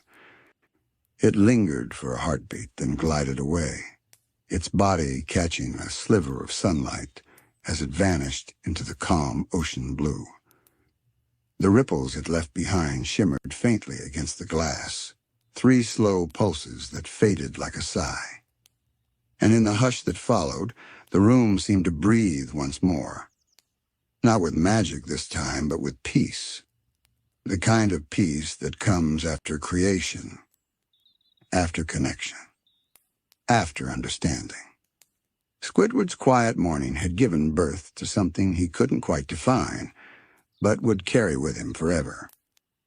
That when you stop fighting the world starts to paint with you. It happened slowly, as all beautiful things do, without rush, without announcement. The light that had started as a faint lavender mist now deepened into soft amber. Sunbeams filtered through the water in delicate ribbons, weaving across coral gardens, painting gentle streaks on Squidward's window. Inside, the house felt newly alive. The air shimmered faintly with warmth, not the surreal kind from his dreamlike trance, but a grounded, tender warmth, the kind that comes after something sacred has passed. Squidward sat by the window, hands wrapped around a fresh cup of kelp tea. Steam rose in gentle curls, blending with the soft light spilling into the room. His eyelids were half closed, his face calm, almost serene. There was no hurry to move, no desire to capture the light again in paint. He simply wanted to exist within it. The painting still stood on the easel beside him. Now, in full morning glow, it looked quietly perfect. The colors were still and deep, the composition peaceful, but something in the hues held an echo of what had transpired before. It wasn't magic anymore. It was memory, a visual trace of that invisible conversation between artist and sea. Squidward gazed at it, smiling faintly. He didn't feel the urge to critique or improve it, the way he usually did. There was nothing left to fix. The painting had become its own kind of truth. He sipped his tea slowly, listening. Outside, the sea whispered softly against the coral walls. The hum of distant life stirred faintly, plankton drifting, seagrass waving, a hermit crab shuffling over sand. Every sound was muted, filtered through layers of water and morning quiet. The stillness wasn't empty anymore. It was full of small living things gently beginning their day. Squidward leaned back, the wooden chair creaking softly beneath him. The motion stirred the air, and the steam from his cup twisted in new shapes, catching the morning light like transparent silk. He found himself mesmerized by it, how something so ordinary could look so otherworldly if you simply stopped long enough to notice. His clarinet rested nearby, the mouthpiece still faintly damp from the earlier notes he'd played after painting.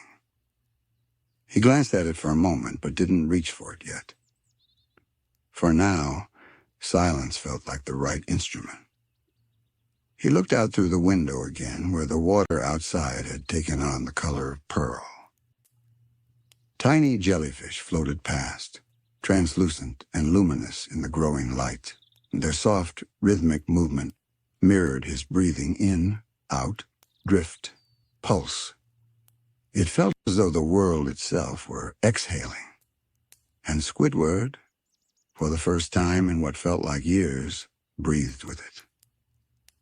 He thought back to the night before, to how he had sat in the same chair, staring at a blank canvas, heavy with doubt and dissatisfaction. Back then, the stillness had felt oppressive, a cage of silence surrounding him. Now the silence was freedom. Maybe it hadn't been the world that needed to change. Maybe it was how he listened. He let that thought drift and dissolve, not clinging to it. He didn't need to dissect it. He could simply feel its truth.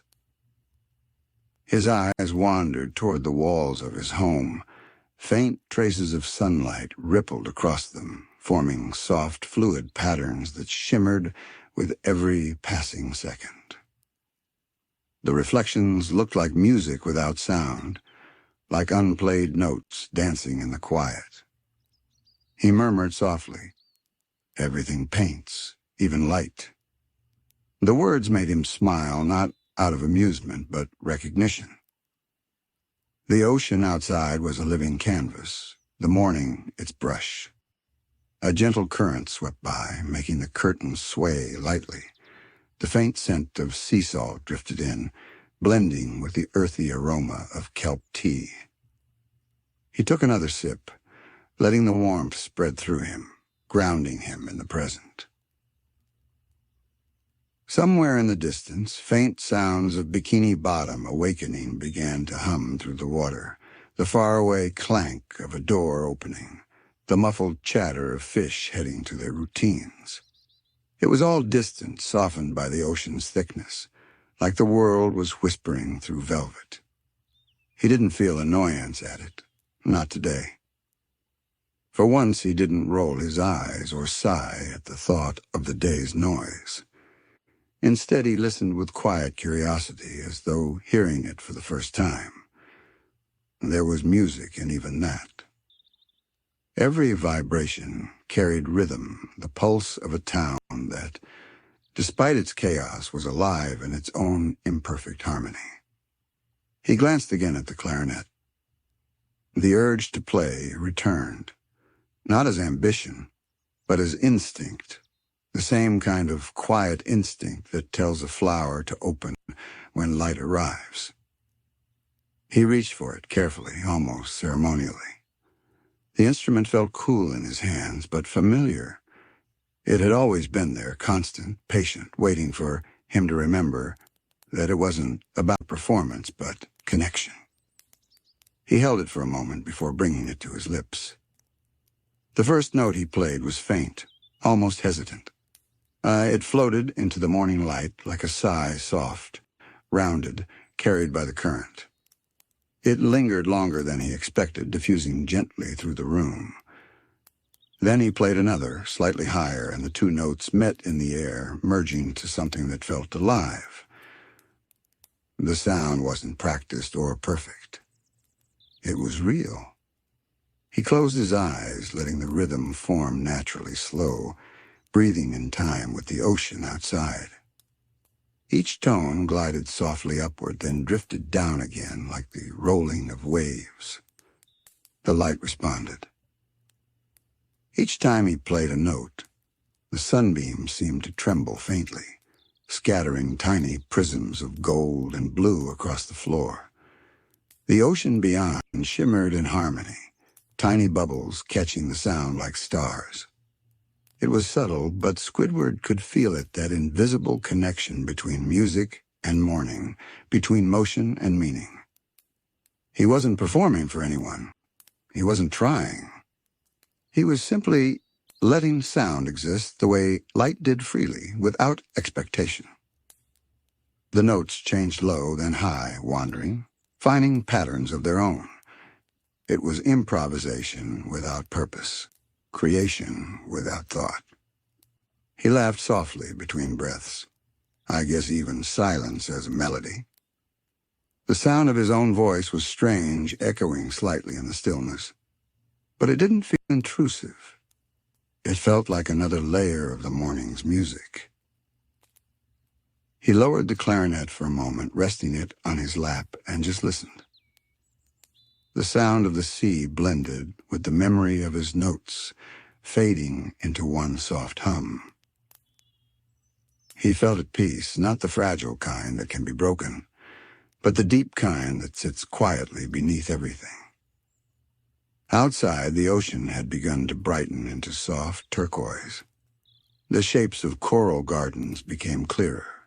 Small fish shimmered past the window like streaks of living light, and gentle waves sent ripples of gold across the sandy seabed.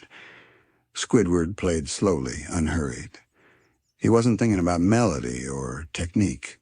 His fingers moved naturally, the way a tree sways with the wind. The clarinet sang softly, and the morning answered. Sometimes, when he hit a low note, a nearby shell on the shelf would hum faintly, resonating in sympathy. When he lifted the tone higher, the reflection of sunlight would tremble on the wall. It felt like everything in the room, every cup, every brush, every ripple of water was quietly joining in. For the first time, Squidward didn't feel alone in his art. He paused for a moment, lowering the clarinet. The sound faded, leaving behind an aftertaste of calm that was almost tangible. He let out a quiet breath. He murmured, smiling faintly. Not bad company. The ocean outside shimmered, as if in response. He turned his gaze back to the window where the world was coming alive. Across the street, faint silhouettes began to move. SpongeBob, stepping out of his pineapple house, still wrapped in a morning robe, stretching toward the sunlight filtering through the sea. Patrick floated by on his rock, yawning so wide that a few bubbles escaped and rose lazily upward. Farther in the distance, Mr. Crab's restaurant sign flickered once, warming up for another day of Krabby Patties and chaos. Yet from here, from Squidward's quiet vantage point, it all looked peaceful. The movement of his friends, once the source of endless irritation, now appeared like part of a larger rhythm, the rhythm of life continuing no matter what. He played a few more notes, softer this time, almost like a whisper directed toward them. The sound drifted through the open window, wrapping gently around the coral trees, slipping into the water like ribbons of song. And then, something unexpected happened. From across the street, a faint echo floated back. Not music, but laughter. SpongeBob's laughter, light and sincere, bubbling through the water like tiny bells. It wasn't directed at him, of course. SpongeBob was probably just greeting the morning or feeding Gary, but the timing was perfect. The laugh seemed to land exactly on the pause between Squidward's notes, as if it were meant to be there. He chuckled softly. Of course. Even he fits the rhythm sometimes. He lifted the clarinet again, played a gentle reply, just a short, soft phrase, like saying hello without words. Outside, the bubbles from SpongeBob's laughter floated upward, catching bits of sunlight as they rose. For a moment, they looked like musical notes escaping into the sea. Squidward felt a strange warmth in his chest. Not quite joy, not quite nostalgia, but something in between. It was connection, simple and quiet. He leaned back slightly, continuing to play the melody, growing more curious now, weaving between light and silence. The fish outside seemed to slow their swimming, hovering near his window as if listening. Even the jellyfish that had been drifting by earlier returned, pulsing rhythmically, their faint glow keeping time with his song. He thought of how often he'd dismissed these creatures as distractions, how he'd tried so hard to separate himself from the noise of Bikini Bottom.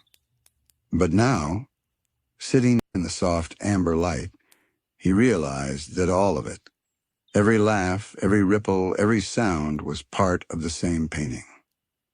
The difference was in how you heard it. The music began to change again, following his breath. He shifted from major to minor tones, not out of sadness, but curiosity, like exploring new colors and sound. Each phrase melted into the next, slow and fluid like brushstrokes on invisible water. He closed his eyes for a moment, letting the feeling guide him. Images formed behind his eyelids, not the surreal waves from his painting, but the real ones outside. He saw SpongeBob tending to his jellyfish net, Patrick half asleep, the early shimmer of sand at the reef's edge, and through it all, his music floated, unbothered, unowned. He realized he didn't need to be understood anymore. He just needed to express. When he opened his eyes again, the light had shifted further. The lavender hue had vanished completely, replaced by a bright, soft gold. Dust motes, or maybe plankton particles, floated lazily through the air, glittering like stars in reverse. He adjusted the reed slightly, testing a new sound. The tone came out round and warm, the kind of note that could only exist in the morning, not too sharp, not too deep. He played one long, steady tone. The vibration filled the room, touched the glass of the window, and rippled outward into the sea. Outside, a school of tiny fish changed direction all at once, forming a spiral pattern in the light. Their silver bodies caught the sun, flashing in unison, like a reflection of his sound turned visual. He lowered his clarinet again, eyes wide with quiet awe. He didn't smile this time. It wasn't the kind of beauty that needed reaction. It was the kind that simply held you still. He sat there for a while, motionless, listening to the silence that followed.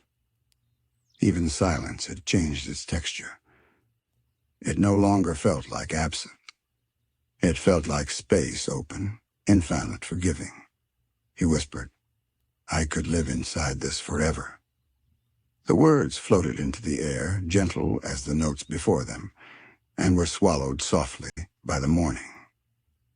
A faint creak sounded from his easel as the current shifted through the open window. The edge of his painting caught another beam of sunlight, this time from a slightly higher angle. The light traced along the canvas, revealing details he hadn't noticed before, the way one wave curved into another, the hidden gleam of turquoise deep in the lower layers. He blinked, realizing the colors looked slightly different now, not magical, just alive. Different light, different truth. It reminded him of something he used to tell himself, but had forgotten, that a painting is never really finished. It just rests between breaths. Maybe that was true of him, too. He set his clarinet down once more, folding his hands and watching the room fill with day. The candle from earlier had finally gone out, its wick curling in the cooling wax. The faint smell of smoke mingled with the ocean air, and for some reason, it felt like closure.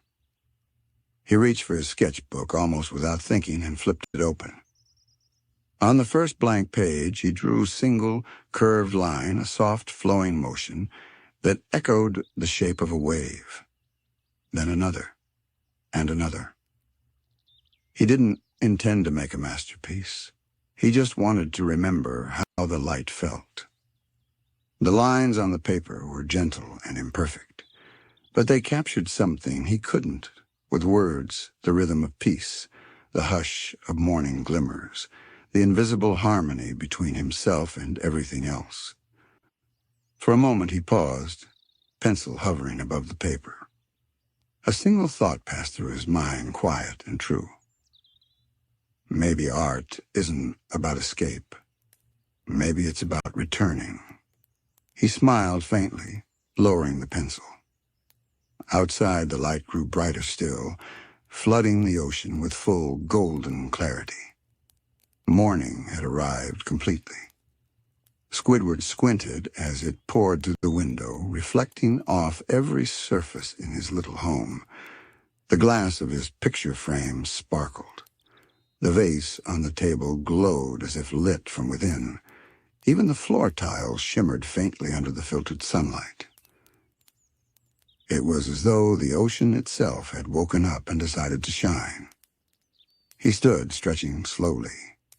His joints made a few soft cracks, familiar sounds that somehow didn't bother him this time. He rolled his shoulders, exhaled deeply, and felt the quiet weight of the morning settle over him like a warm blanket. For once, there was no rush to do anything. No need to perform. No need to prove. He simply was. He crossed the room, each step slow and deliberate, his tentacles brushing lightly against the floor. As he passed by the easel, he stopped for a moment, tilting his head. The painting looked different in this new light. The blues had deepened into something richer, the edges softened.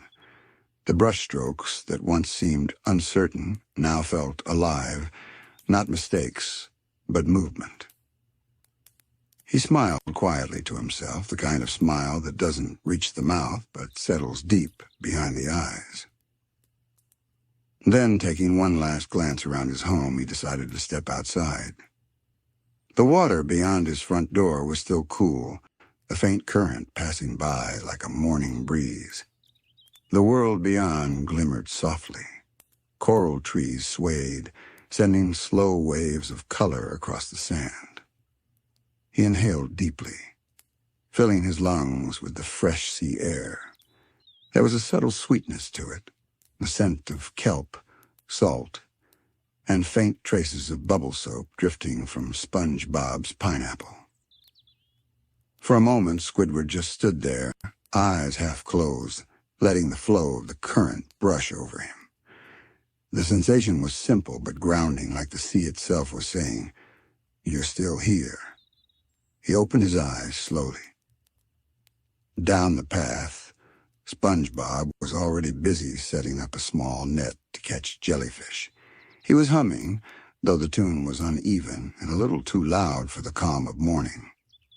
Normally, that would have been enough to sour Squidward's mood. But today, it didn't. He watched SpongeBob's bright yellow form move through the light, every motion full of innocent purpose. The way he greeted each jellyfish like an old friend. The way his laughter rose through the bubbles. For the first time in a long while, Squidward didn't see immaturity. He saw joy. He thought, maybe he's not trying to be loud.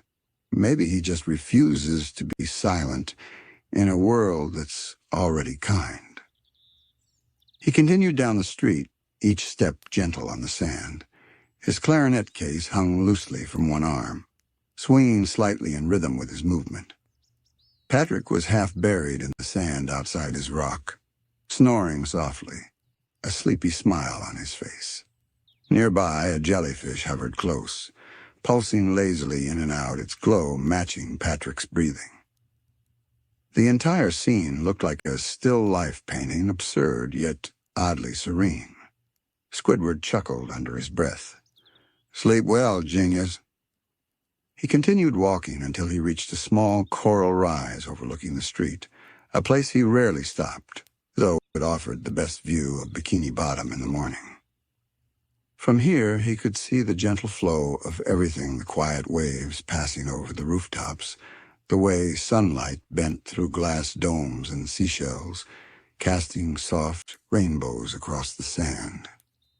Everything moved together, perfectly timed and perfectly unaware of its harmony. He sat down on a smooth rock and opened his clarinet case. The instrument gleamed in the sun's filtered light, polished but familiar, the same scratches, the same tiny dent near the mouthpiece.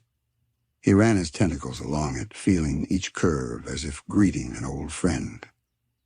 He didn't want to perform. He just wanted to be part of the sound of morning. So he lifted it to his mouth and began to play. The first note was so quiet it almost vanished, just a breath through the reed, barely a sound. Then another, a little fuller, and another, each one gliding gently into the water. The melody that came out wasn't one he had planned. It wasn't even something he'd practiced before. It was a soft improvisation, fragments of memories, reflections of moments, the hush of dawn transformed into sound. The water around him vibrated subtly, the waves forming faint spirals that caught the light. Small fish slowed their movement again, turning as if curious. SpongeBob stopped mid-step, net frozen in the air, and listened. Patrick rolled over in his sleep, murmuring something like, pretty music. Even the jellyfish began to hover closer, pulsing softly to the rhythm of his song. For once, Squidward didn't mind the attention. In fact, it didn't feel like attention at all. It felt like belonging. The sound of his clarinet merged seamlessly with the sea-low tones rippling through the coral, high ones scattering like beams of sunlight. It was as though the entire ocean had become one instrument, and he was only helping it sing. He thought of his painting again, the way it captured the impossible shimmer of waves, the dreamlike depth of color. And now, he realized, this was the same thing, just another kind of art. Painting with sound instead of color. He played slower now, savoring each note. Each tone carried a memory, his first concert, the laughter of his neighbors, his countless quiet mornings alone. But in the current, all of it blended into something soft and whole. He wasn't Squidward the artist, or Squidward the neighbor, or Squidward the tired clarinet player. He was simply part of the morning. The current shifted again, warm and gentle, brushing past him as if acknowledging his song. The coral trees swayed in unison. SpongeBob set down his net quietly, not wanting to interrupt, and just watched. His eyes softened, not in excitement, but understanding. He didn't say a word. He didn't need to. The melody rose slightly, brighter now, like sunlight breaking through a cloud. Squidward's eyes glistened. Not tears, not pride, just the shimmer of light reflecting on water. He let the final note fade slowly, releasing it into the sea. It lingered for a moment, then disappeared into the silence that followed. The world around him remained still, bathed in gold. SpongeBob clapped once, softly. That was beautiful, Squidward. Squidward smiled faintly, his voice calm. It was just the morning. I only borrowed its song. SpongeBob tilted his head, grinning. Then you made it sound even better. For once, Squidward didn't argue. He just nodded, and both of them stood quietly as the light shimmered between them. Squidward lowered his clarinet and rested it on his lap. He stared at the slow drift of bubbles rising toward the surface, each one reflecting tiny fragments of the sun. He realized with a quiet amusement that he hadn't thought about time once during his music. Not about the clock. Not about what came next. He had simply played, and that was enough. He leaned back on the coral rock, one arm resting behind him for balance. The water was warmer now, thick with sunbeams and faint currents that brushed past like soft cloth. He could almost feel the pulse of the world in it, the slow rhythm of the sea breathing around him. SpongeBob had gone back to his jellyfishing, but softer now, quieter, every motion gentle, like he didn't want to disturb the melody still floating in the water. Even Patrick, though asleep, seemed at peace, snoring in perfect time with the waves. Squidward let his eyes close for a while. He wasn't tired, not in the usual way. It was more like a kind of stillness that comes after a long exhale, the kind that fills you up again instead of emptying you. The thought of his painting returned. Had the light inside changed too? Would it look different now that the morning was whole? He decided to find out. With careful motions, he stood and packed away his clarinet, brushing the sand from his tentacles. He walked back toward his house, the door creaking faintly as he entered. Inside, the light was dazzling. The candle from earlier had melted down completely, the last bit of wax pooling beside the holder. The teacup was empty, save for a small curl of steam that still rose lazily toward the ceiling. And there, standing proudly by the window, was the painting. It had changed. Not literally, the brushstrokes were the same, the colors unaltered, but the feeling had deepened. The blues now shimmered with a golden underglow, catching the reflection of the daylight outside. The lavender tint from the dawn had melted into soft peach and pale turquoise. The ocean he had painted looked alive, calm, yet endless, filled with that same quiet heartbeat he had felt outside. He stepped closer, studying every detail. The edges, once hesitant, now felt sure. The texture carried motion, not the motion of chaos, but of breath. He remembered every moment of it. The early stillness, the first brush, the warmth of the candlelight, the trembling of the water outside his window. Every second now lived within the canvas. He reached out and ran one finger along the edge of the painting's frame. "You turned out better than I expected," he murmured. The words weren't filled with pride, they were filled with recognition. He wasn't praising the work. He was acknowledging the quiet conversation between him and the world that had made it possible. He stood there for a long while, watching how the sunlight changed as it moved across the surface. Every few moments, the painting seemed to shift tone from cool to warm, from deep to light, like it was breathing in rhythm with the sea. He set his clarinet case gently by the easel and turned toward the window. Outside, the town was beginning to stir. He could hear the faint clatter of SpongeBob cleaning his windows, the distant sound of Mr. Krabs opening the Krusty Krab's doors, the rhythmic brushing of a broom from Sandy's tree dome. It was all familiar, the regular song of morning life. But today it didn't sound irritating. It sounded harmonious, like each noise was an instrument joining a larger orchestra he hadn't noticed before. The soft hum of currents filled the spaces between those sounds, carrying them together like gentle strings in the background. He smiled again, not the sarcastic kind, not the tired one, but the one that appears when something inside finally aligns.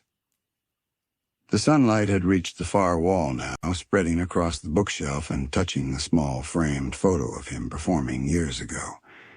He looked at it, at his younger, more ambitious self, clarinet held proudly, eyes full of restless hunger. He didn't pity that version of himself. He didn't mock him either. He just nodded slightly, as if saying, "You were chasing something that was already waiting for you." He moved back to his chair, picked up his now cool cup of tea, and sat quietly beside the painting. The light shifted again, slower this time, and through the window he could see a school of small fish darting past, their scales catching bits of sunlight. Each flash of silver reminded him of brushstrokes, brief, intentional, and alive. He found himself thinking that maybe, when the day cooled again, he'd start another painting. Something smaller, perhaps a study of the way the morning light bends around coral. Not to impress anyone. Not to hang in a gallery. Just because it felt right. He sipped his tea, savoring its faint, earthy flavor. It was lukewarm now, but somehow even that fit the moment. Nothing too hot, nothing too cold. Just balanced. A shadow passed over his window. For a moment he thought it was a cloud, but then he realized it was SpongeBob, waving as he walked by with a net in one hand and a jar of jellyfish in the other.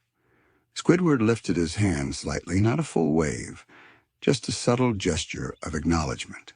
SpongeBob's face lit up instantly. He waved harder, bubbles rising everywhere, and then continued down the road, humming something that vaguely resembled the clarinet tune Squidward had played earlier. The sound faded into the distance, replaced once again by the gentle hum of the sea. Squidward set his cup down and leaned back. The morning had fully bloomed now, bright but soft, alive but not loud. He looked at his painting again and then through the window beyond it. The two scenes, the painted ocean and the real one, seemed to overlap perfectly for a brief moment. He couldn't tell where one ended and the other began. He smiled faintly. Maybe that's what art is, he thought. The place where the world and your heart stop arguing and start agreeing. He let his eyes close once more, not to sleep but to listen to the current, the hum of life, the whisper of sunlight moving through the waves. Everything was right where it should be. And for the first time in a long, long while, so was he. It didn't vanish, it just shifted, taking on a new texture, like calm water breaking into soft ripples. The sun had risen fully now, sending wide, bright waves of gold through the ocean. The shadows that had once painted his walls in blues and violets were now replaced by living light, shimmering, warm, and endlessly moving. And numbed here and outside, the world was stirring. The first signs came quietly. The soft creak of coral doors opening, the faint hum of an electric sign flickering to life, the sleepy voices of Bikini Bottom easing into another day. Squidward stood by his window again, his teacup still in hand. The steam had long stopped rising, but the scent of kelp lingered faintly. He gazed out, watching the street below the same street he'd looked at 1,000 times before, but somehow today it looked new. There was SpongeBob, bounding out of his pineapple house, spatula in hand, wearing that same unstoppable grin. The morning sun shimmered off the glass of his home, scattering tiny beams of light across the sand like glitter. A moment later, Patrick stumbled out of his rock, half awake and half confused, rubbing his eyes and yawning wide enough to startle a passing jellyfish. He blinked around for a few seconds before smiling at nothing in particular and flopping onto the sand again. Squidward sighed softly, but there was no irritation in it this time. It was more like an old melody returning familiar and oddly comforting. He took another sip of tea and then set the cup down gently on the windowsill. For a long time he had treated mornings like this as a kind of battle one he was forced to fight daily against noise, chaos, and cheerfulness he didn't ask for. But now, as he stood in the soft golden light of his quiet living room, it didn't feel like a battle anymore. It felt like a continuation. The peace he had found within himself earlier wasn't leaving, it was simply stretching outward, making room for the sounds of life. Outside, SpongeBob was already watering his flower-shaped coral plants, humming a happy, uneven tune that echoed faintly across the neighborhood. The song was out of rhythm, of course, but there was something pure about it, a kind of honesty that didn't care about perfection. Squidward couldn't help but let out a small, almost invisible smile. The light touched everything now. His home, SpongeBob's pineapple, Patrick's rock, all bathed in the same golden hue. The world looked unified, peaceful, almost painterly. He glanced back at his painting one more time, still sitting on its easel. It looked different again, softer now, its colors blending into one another like the ocean outside. He stepped closer, running a finger along its edge, whispering under his breath, "Maybe the real art isn't just here." He looked out the window again. Maybe it's out there, too. He decided to step outside once more. The ocean current was gentle, a slow-moving dance of light and shadow. The sand beneath his feet was cool, smooth, freshly brushed by the night tide. He inhaled, and the taste of salt mixed with the faint scent of SpongeBob's breakfast, drifting from the crusty crab, a blend of sizzling sea butter and toasted kelp bread. The familiar smell carried memories with it. Early shifts, long hours, laughter that had once annoyed him but now simply belonged. He walked slowly down the street. The town was half awake, a few doors opening, a few lights turning on. Somewhere above, a school of fish swam by, their silvery bodies reflecting sunlight like falling confetti. "Down the road," SpongeBob waved cheerfully. "Good morning, Squidward." Squidward raised one hand halfway between a wave and a shrug. "Morning." His voice was calm, unhurried. "Beautiful day, huh?" SpongeBob's voice carried that eternal enthusiasm that usually came with danger-level energy. Squidward looked up at the soft light spilling over the coral rooftops, the way it made the bubbles in the distance glisten like stars. "Yes," he said quietly. "I suppose it is." SpongeBob blinked, surprised. It wasn't often he got an agreement out of Squidward, certainly not before noon. He smiled wider, his eyes softening. "I knew you'd notice it one day." Squidward frowned slightly, though not in annoyance. "Notice what?" "The morning," SpongeBob said simply, looking up at the water above as the sunlight shifted through it. "It's always trying to say something nice." Squidward tilted his head, watching the younger Sponge for a moment. The words were silly, almost naive, but somehow they made sense. He nodded slightly. "Maybe you're right, for once." SpongeBob laughed, delighted. "I'll take it." The conversation ended there, but it lingered, as all quiet truths do. Squidward continued his walk, passing the jellyfish field's path where the flowers shimmered faintly under the light. The petals of each coral bloom waved lazily with the water's motion, sending trails of bubbles that caught the sun. Each bubble rose slowly, twisting in the current, until it disappeared toward the bright ocean ceiling. He found himself slowing down to watch them. There was something fascinating about how aimless yet graceful they seemed, as if every drift, every directionless turn, still had meaning simply because it was. He thought, maybe that's what this morning is, not a schedule, not a duty, just being allowed to float for a while. From nearby, the faint sound of a clarinet echoed, not his own this time. He turned to see a small jellyfish gently tapping against a hollow coral tube, creating low musical tones as it moved. The rhythm was uneven, but it somehow matched the slow pulse of the current. Squidward chuckled. "Oh, guess the sea's taking requests now." The water carried his voice softly away, dissolving it into the hum of the town. He stood there for another minute, simply breathing, watching the light move, the bubbles rise, and the world bloom around him. He didn't feel the need to capture it this time. Not with paint, not with sound. It was enough just to witness it. He realized that art wasn't just what he made, it was also what he noticed. He looked up again at the sunlight cascading down through the surface, endless, changing, uncatchable, and felt something deep inside him settle into stillness, a new kind of calm. Not the quiet of isolation, but the quiet that exists within connection. The morning was no longer his alone, and that was okay. It was beautiful because it belonged to everyone. He could hear the distant sound of bells clinking as the Krusty Krab's door swung open. A moment later, the familiar voice of Mr. Krabs echoed faintly across the street.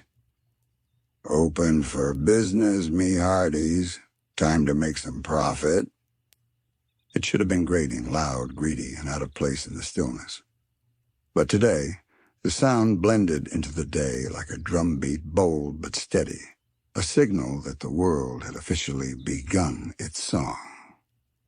Squidward watched as SpongeBob bounced down the road toward work, his spatula tucked neatly under one arm, his hat slightly tilted but clean.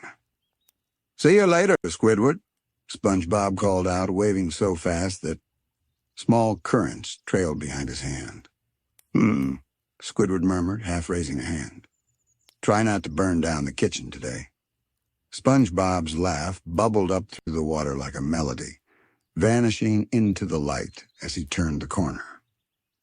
For a few moments, Squidward stood still, just watching. He could already picture it, SpongeBob flipping patties with impossible joy, Mr. Krabs counting coins like they were golden treasures, the familiar smell of grease and salt filling the Krusty Krab's small kitchen. A part of him used to despise that routine. Now it just felt predictable in a comforting way. He turned away, walking toward the Coral Park nearby, one of his favorite quiet spots, though he'd rarely admitted it. The path there was framed by tall seaweed fronds that swayed lazily with the current, their shadows flickering across the sand in long, soft ribbons. He passed a few jellyfish drifting toward jellyfish fields, their movements as graceful as brushstrokes. Each one glowed with faint pink and blue light, leaving behind delicate trails that sparkled briefly before fading.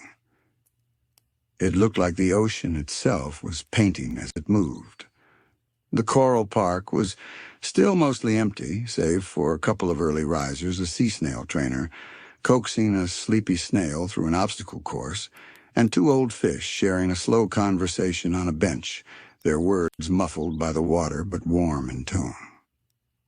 Squidward took a seat on a stone bench near the edge of the park, where the coral dipped into a clear patch of sand that caught the full morning light. The glow there was beautiful, not harsh or blinding, but clean and vibrant, almost musical in how it shimmered. He sat still, letting the warmth of it sink into him. The current brushed against his arms, and for a brief second, he imagined he could hear faint echoes of his own clarinet melody still drifting in the distance. He smiled faintly. Guess the sea remembers. Behind him, the faint sound of laughter echoed SpongeBob again, no doubt greeting every jellyfish he met on his way to work. Patrick's voice joined a moment later, loud and drowsy. "Morning, buddy." "Patrick, you're awake." SpongeBob's cheerful tone rang out. "Barely," Patrick mumbled. "But my stomach's awake, too. Does that count?" Squidward sighed softly through his nose, though this time it carried no frustration. Their voices blended into the background, not as noise, but as warmth. He thought about how much energy SpongeBob and Patrick seemed to wake up with every day. It used to annoy him how their endless excitement contrasted his desire for peace.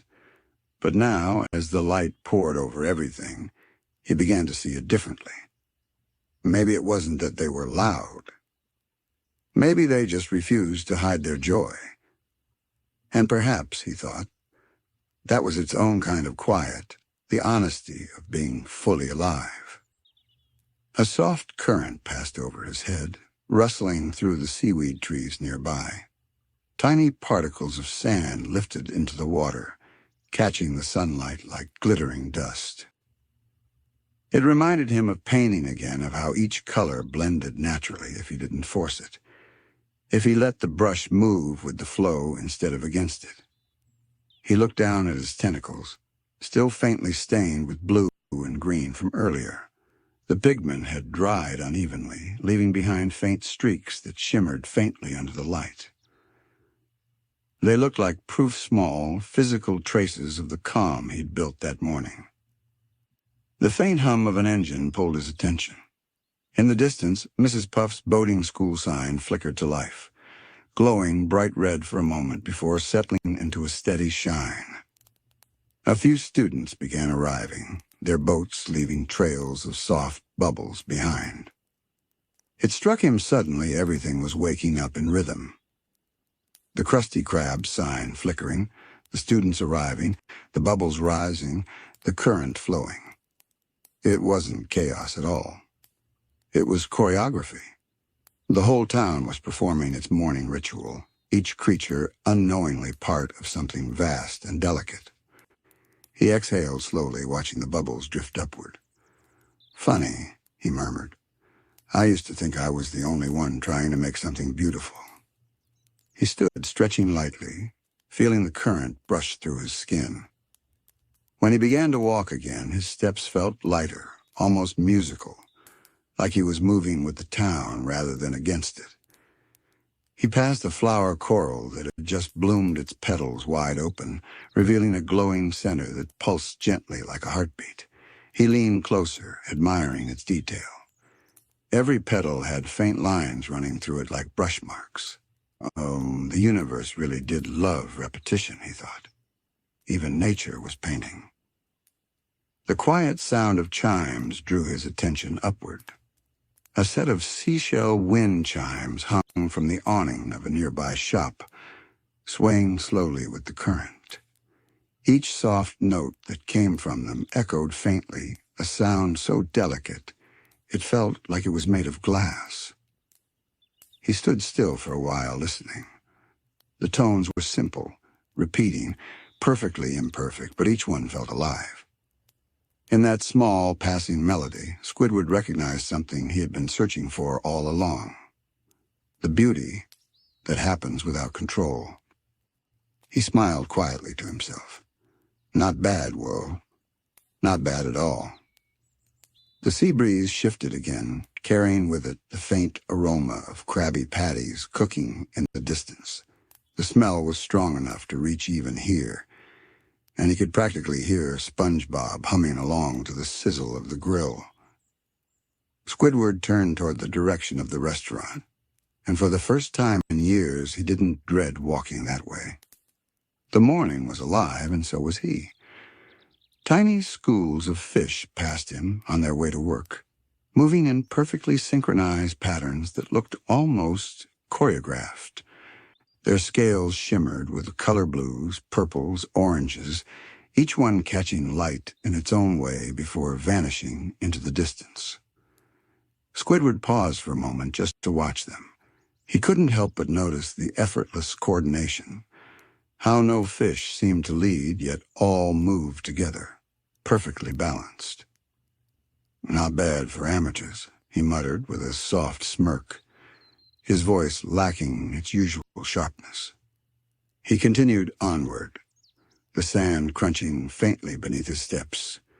The Krusty Krab came into view ahead, its familiar shape outlined against the golden water.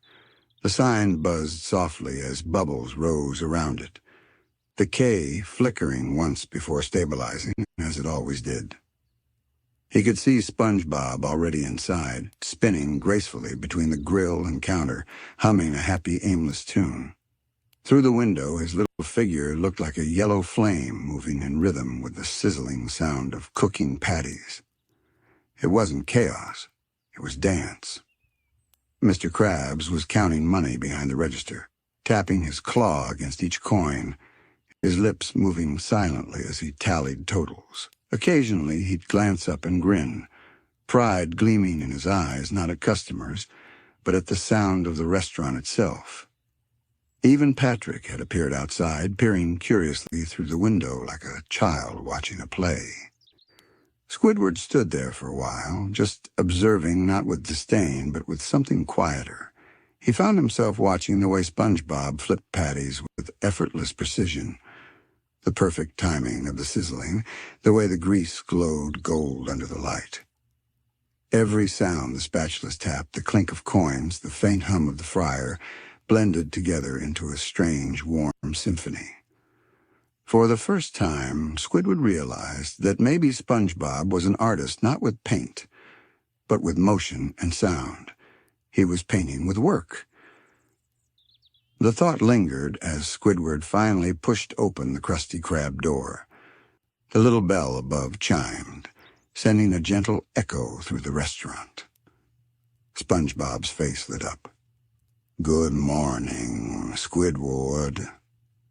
Yes, I'm aware," he replied automatically, but the usual sharpness in his tone was missing. Instead, his voice carried a calm undertone, like someone half lost in thought. "Isn't it just a perfect day?" SpongeBob said, flipping a patty into the air and catching it without even looking. "The light's so pretty today, huh?" Squidward turned slightly, noticing how the sunlight filtered through the Krusty Krab's windows. It wasn't bright, just soft, diffused, golden. Dust and salt particles floated lazily in the beams, turning the room into a gentle haze of motion and light. He set down his small bag and glanced toward his usual station. The register gleamed, neatly polished. His stool, surprisingly, wasn't squeaky for once. Everything seemed unusually peaceful. Even the customers who trickled in looked relaxed, a few old sea turtles, ordering their usual coffee, a motherfish helping her child climb onto a stool, two workers quietly chatting over kelp shakes. No one was rushing. No one was loud. The restaurant was alive, yet serene. For a fleeting moment, Squidward forgot to frown. He noticed how SpongeBob worked, how each patty he flipped was placed with care, how his movements seemed to anticipate the rhythm of the fryer's hiss. He wasn't rushing. He was feeling. It reminded Squidward of painting, of those moments when he'd let the brush move on its own, letting instinct and emotion guide the strokes instead of thought. The more he watched, the more he understood. SpongeBob wasn't trying to impress anyone. He was simply being present. And maybe that's what art really was, full presence in a moment. A soft laugh escaped Squidward before he realized it. It was small, almost hidden, but real. SpongeBob turned quickly, eyes wide with delight. "You laughed. That's a good sign." "Don't push it," Squidward replied, adjusting his collar, but even that came out with a faint smile. He took his place behind the counter, the familiar sound of the cash register greeting him with a soft ding. For once, it didn't feel like a cage. It felt like part of the day's music, a note he had to play. Mr. Krabs glanced over, eyebrows raised. "You seem chipper this morning, Squidward. What's gotten into you?" "Just getting used to the light," he said simply, turning toward the window. Outside, the whole town shimmered. The coral trees swayed with the tide, their tips glowing faintly pink and orange as the sunlight reached deeper through the ocean. The sand sparkled like powdered gold, disturbed now and then by passing sea critters. It struck him how many mornings he'd missed really seeing this. How often he'd hidden behind his own irritation, blind to how beautiful the world had quietly remained all along. The Krusty Krab door opened again, the bell chiming softly. Squidward looked up and saw Mrs. Puff step in, smiling politely as she made her way to the counter. "Good morning, Squidward," she said warmly. "Morning," he replied without hesitation, and to his own surprise, he meant it. As he took her order and tapped the register, the soft rhythm of the day carried on SpongeBob's spatula tapping in steady tempo, the fryer bubbling like gentle percussion, and the hum of conversation weaving it all together. The whole restaurant had become a living orchestra, and without realizing it, Squidward was part of the composition. When he glanced again at SpongeBob, the younger Sponge caught his eye and smiled a simple, open smile that asked for nothing and gave everything. For the first time in years, Squidward smiled back. The Krusty Krab now glowed from every corner, sunlight filtering through the front windows and refracting across the glass bottles on the shelves, scattering tiny patterns of color over the walls. SpongeBob hummed a soft tune, spinning on his heel as he balanced two trays of Krabby Patties. Mr. Krabs had found a quiet rhythm counting his coins, their clinks forming an odd sort of percussion behind the melody. And Squidward, for once, was in no rush. He stood behind the counter, chin propped against his hand, his tentacle gently tapping in time with the SpongeBob's humming. Every so often, he adjusted a napkin stack, but mostly he just observed. The world outside the glass looked like a painting he might have made, except no brush could have captured its movement. The kelp swayed like strokes of watercolor. The sand shimmered like gold dust. The coral towers outside bent slightly in the passing current, their colors deepening under the light. Customers came and went in slow rhythm. Each one brought their own little piece of life into the morning. A small child giggling as a bubble escaped their drink, an old fish reading the news with a soft smile, a group of friends quietly sharing breakfast before work. And through it all, Squidward noticed something beautiful. No one seemed in a hurry. The town was fully awake, yet the calm remained. He stepped out from behind the counter and approached the window, hands clasped behind his back. The glass was cool beneath his fingertips. From here he could see far, all the way to the distant coral ridges where the sunlight shimmered brightest. For a moment he simply stood there, letting his mind go quiet, no complaints, no expectations, just awareness. The world was not demanding anything of him. Not perfection, not productivity, not even performance. It simply existed. And in that stillness, Squidward felt something click like a soft note, resolving in a piece of music he hadn't realized was unfinished. He turned slightly, glancing at SpongeBob, who was now wiping the counter while softly humming. The melody was simple, repetitive, almost childlike, yet it filled the space with something pure. "Hey, Squidward?" SpongeBob asked, breaking the silence without breaking the peace. "Yes?" "Do you ever think mornings are like art?" Squidward blinked, surprised by the question. "Art?" "Yeah," SpongeBob said brightly, turning around. "Like when the light hits the floor, and the bubbles sparkle, and everything feels quiet but alive." For a long moment, Squidward didn't answer. He just stared at the sponge's wide, innocent eyes that somehow always saw more than he expected. Finally, he said softly, "Yes, SpongeBob. I suppose mornings are kind of art." SpongeBob's grin widened. "I knew it. I knew you'd get it." Squidward almost laughed. "You give me too much credit." "No," SpongeBob said sincerely. "You see things too. You just see them quieter." That sentence lingered. It was strange, simple, and yet absolutely right. Squidward turned back toward the window, his reflection overlaying the view of the ocean. The two images, himself and the world, blended together for a moment, as if he were part of the scenery, not separate from it. He remembered the empty canvas in his home, the one waiting for its next layer. For the first time, he knew what he wanted to paint. Not a perfect scene, not something grand. Just this, the way light fills water, the way sound hums through the air, the way calm coexists with motion. He imagined his brush moving through blue and gold tones, building texture slowly, letting each stroke breathe. The thought alone filled him with warmth. A gentle knock pulled him from his reverie. "Order up," SpongeBob called, holding a tray high. Squidward turned, took it, and carried it to the nearest table.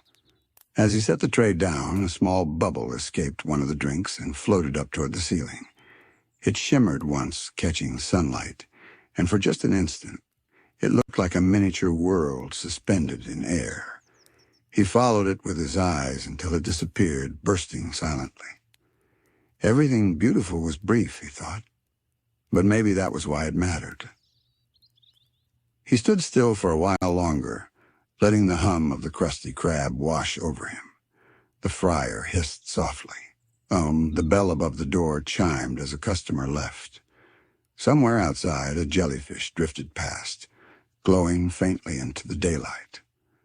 Each sound, each movement, felt like a brushstroke. It all added up to something greater, a living painting, one that could never be finished because it was always changing. As the clock above the door ticked past 10 a.m., Squidward leaned against the counter again. He didn't feel tired. Instead, he felt aligned. Maybe that was the secret of mornings, he thought. Not just that they began the day, but that they reminded you the world keeps renewing itself, whether or not you're ready. SpongeBob came by again, setting down 2 mugs of kelp tea. "I made you one too," he said cheerfully. Squidward raised an eyebrow, but accepted it anyway. "You're unusually perceptive today." SpongeBob giggled. "Nope, just happy. It's contagious, you know." Squidward sipped the tea. It was warm, smooth, faintly sweet. He let the flavor linger, then set the mug down carefully, watching the steam curl upward like brush lines. He looked toward SpongeBob, who was now waving goodbye to a customer, and then toward the sunlight streaming through the window. There was no rush to paint, no need to escape. The art was already happening right here, in the simple act of being. And in that quiet realization, Squidward felt the most complete peace he had ever known. As the day continued, the town's rhythm grew a little louder, bubbles rising faster, chatter filling the streets, boats moving lazily overhead. But for Squidward, time had slowed. He carried that morning stillness inside him, like a song that would never stop playing quietly in the background. When the lunch crowd arrived, he took each order with a small nod and a calm patience that surprised everyone, even Mr. Krabs.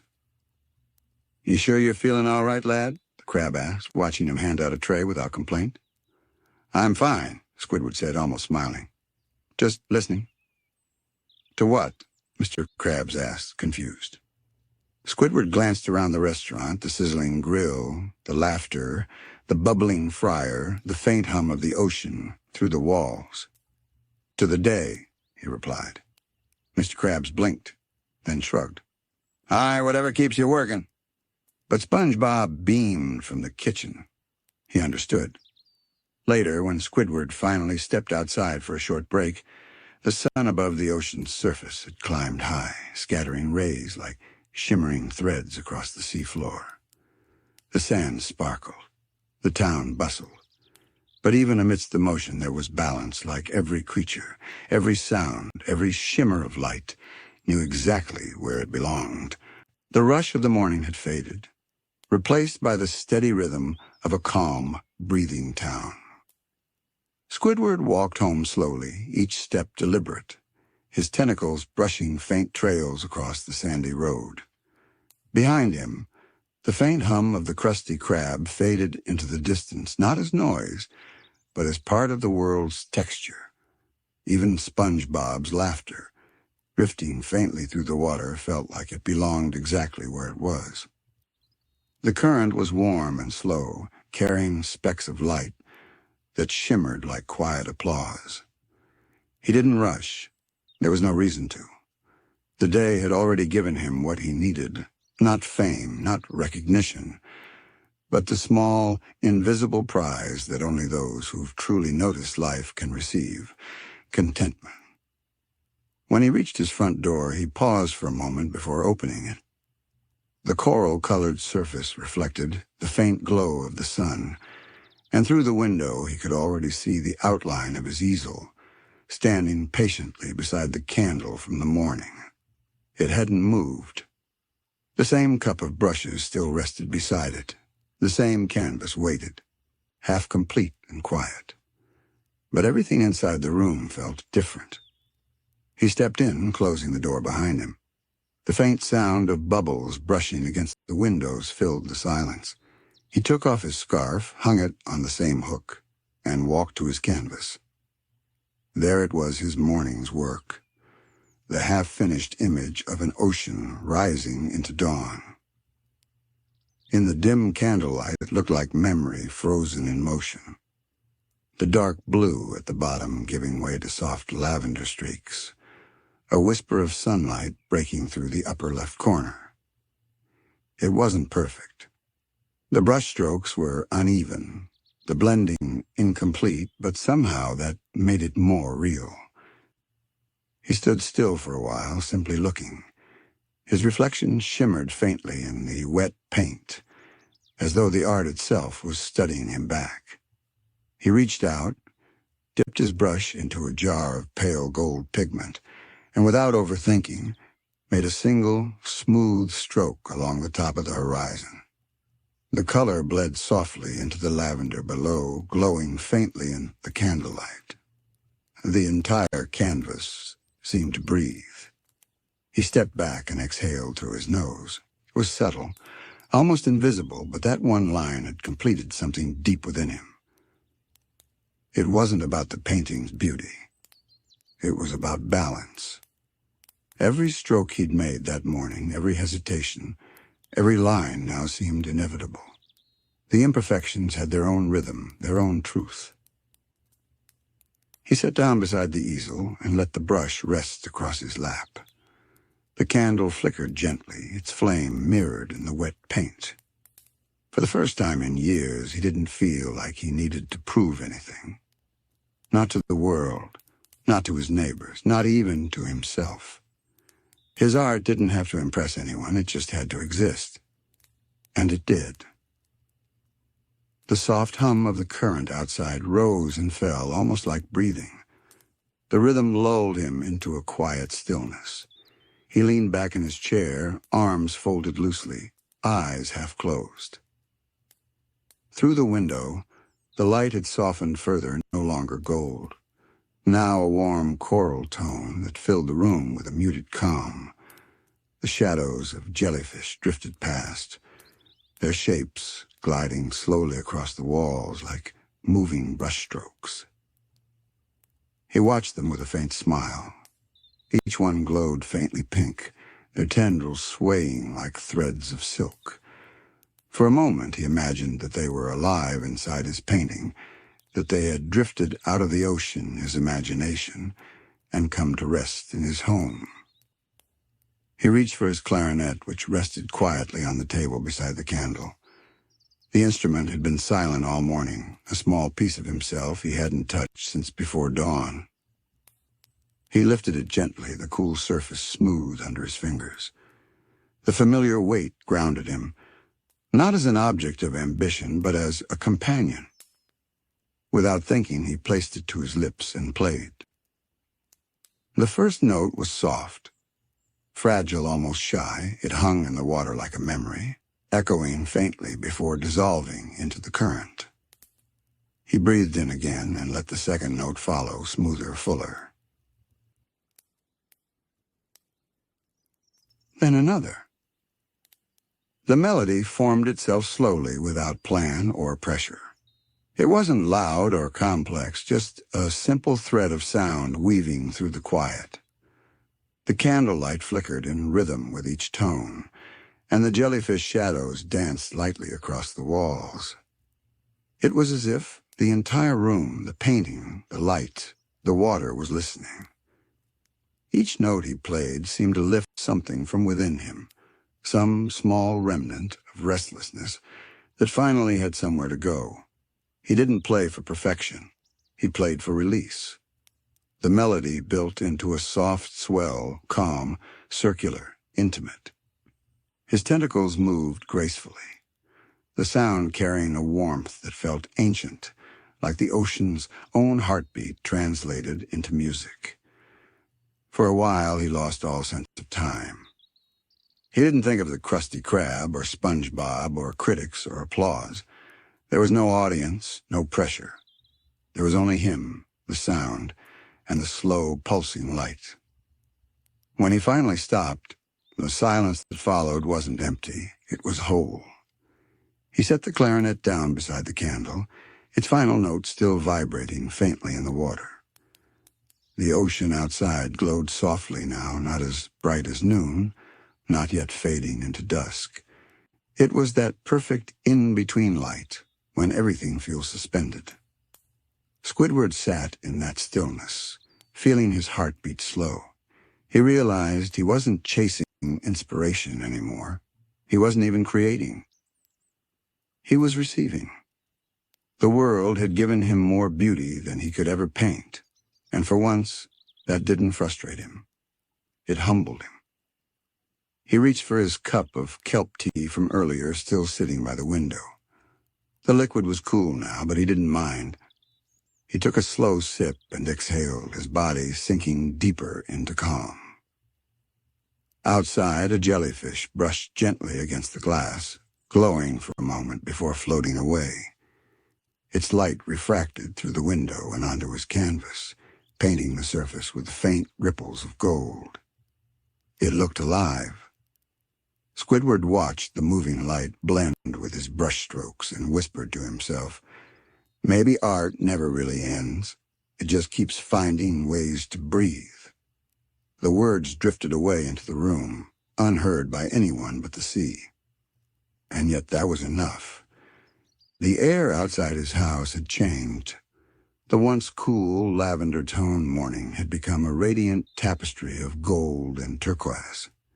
The water shimmered as if dusted with liquid sunlight, and every coral branch seemed alive, gently swaying with slow, graceful certainty.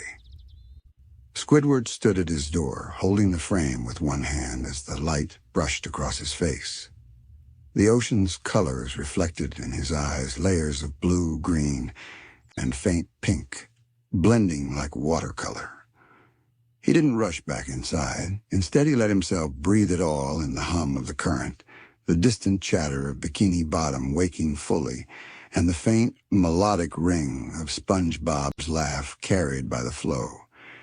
For once, none of it irritated him. It sounded natural, like every sound had found its place in the great rhythm of the sea. He stepped out onto the small path of smooth coral stones that led from his front door. The sand beneath was warm to the touch, fine, clean, and glistening like powdered glass. Tiny shells, pearlescent and delicate, lay scattered across it, turning slightly as if the current itself was curious to see their shine. A snail drifted lazily past on a bubble, humming quietly to itself. Squidward watched it go, smiling faintly. He had never noticed how small details like this could feel complete. Farther ahead, the road curved gently toward the town's center.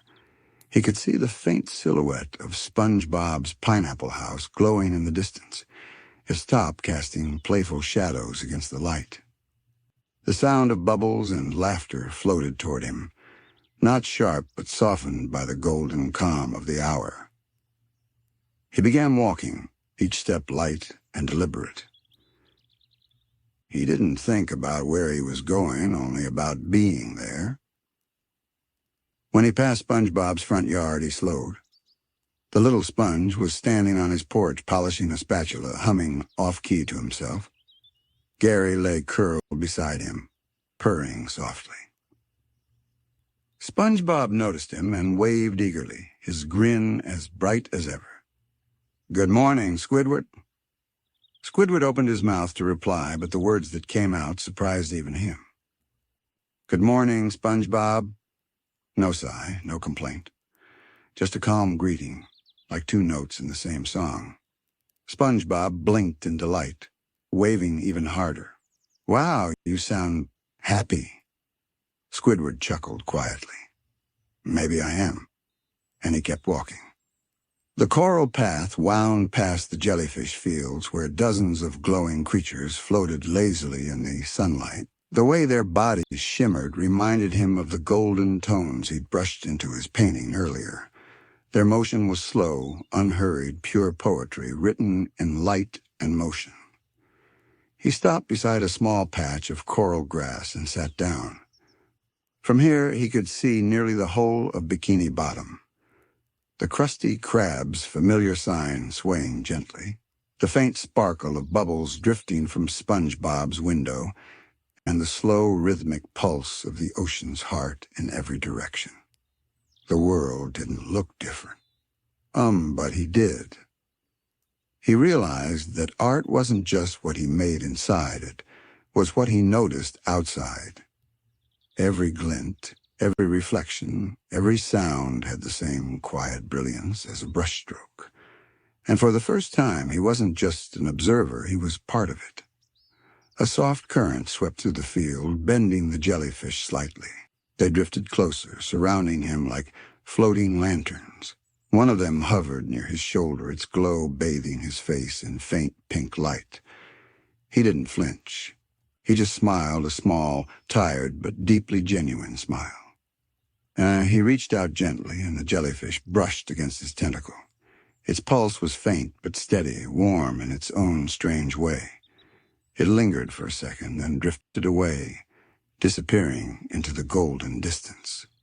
Squidward watched it go, whispering softly, "Everyone's painting something." The phrase stayed with him, echoing quietly. He looked toward the distant, crusty crab where he could see Mr. Krabs polishing the cash register, the gleam reflecting off the glass like sunlight bouncing from a jewel. Patrick waddled lazily past, holding an ice cream cone, smiling for no reason at all. Even Sandy's tree dome shimmered like a globe of calm air suspended in perfection. It wasn't that the world had changed, it was that he had stopped fighting it, stopped expecting it to validate his art or to understand it. Now, the beauty came from allowing it to exist. The artist in him, the one who had always wanted to control every shade and shape, had finally learned to step aside. The real masterpiece wasn't on his canvas anymore. It was everywhere. He closed his eyes and listened. The hum of the ocean around him, the low vibration of distant whale songs, the faint chatter of town, it all blended into a single living symphony. For a few moments he forgot himself completely. There was no Squidward, no expectations, no loneliness, just a quiet pulse of life moving endlessly through everything. When he opened his eyes again, the sunlight had deepened, turning more amber than gold. Shadows grew longer, stretching softly across the sand. He stood up, brushed his arms off, and looked at the sky. Above him, thin ribbons of color danced where the sunlight pierced the water, the ocean's own stained glass, bending light into patterns no artist could ever truly capture. He tilted his head, smiling again. Some things, he thought, were meant only to be felt. He turned back toward home. The current brushed gently against him, almost as if the sea itself was guiding him. He carried no tools, no brushes, just the calm awareness of having seen something pure. As he reached his house again, he noticed how the light filtered through his window. It fell directly onto his painting, the same canvas that had greeted him that morning. But now, in this new light, it looked alive again. The ocean in the painting shimmered faintly, as though it were breathing. The pale gold he had brushed across the top earlier now caught the afternoon rays perfectly, glowing like a horizon reborn. He stepped closer. The soft music of the current hummed in his ears. He whispered, "You're finished," then paused. "No, maybe you've only just begun." He smiled, the kind of smile that comes not from pride, but from peace. And he let the silence stretch, unbroken, as the town around him moved gently through the late afternoon, each sound, each color, part of the same great artwork. By the time Squidward returned inside, the glow had softened to a warm amber. Shadows stretched across his studio floor like the strokes of an unseen brush. The air was still, yet alive, carrying a faint rhythm, the pulse of the water beyond his walls. He set his cup down gently, the soft clink echoing in the quiet. Then he turned toward his painting.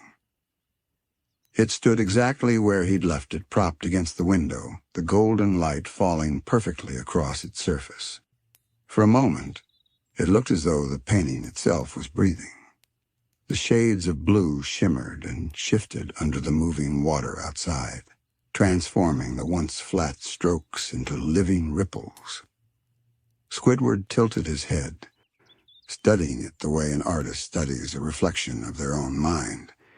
He could still remember how uncertain it looked at dawn, just pale color, hesitant motion, no form. But now, under the afternoon light, every imperfection felt intentional. Every uneven line told a story.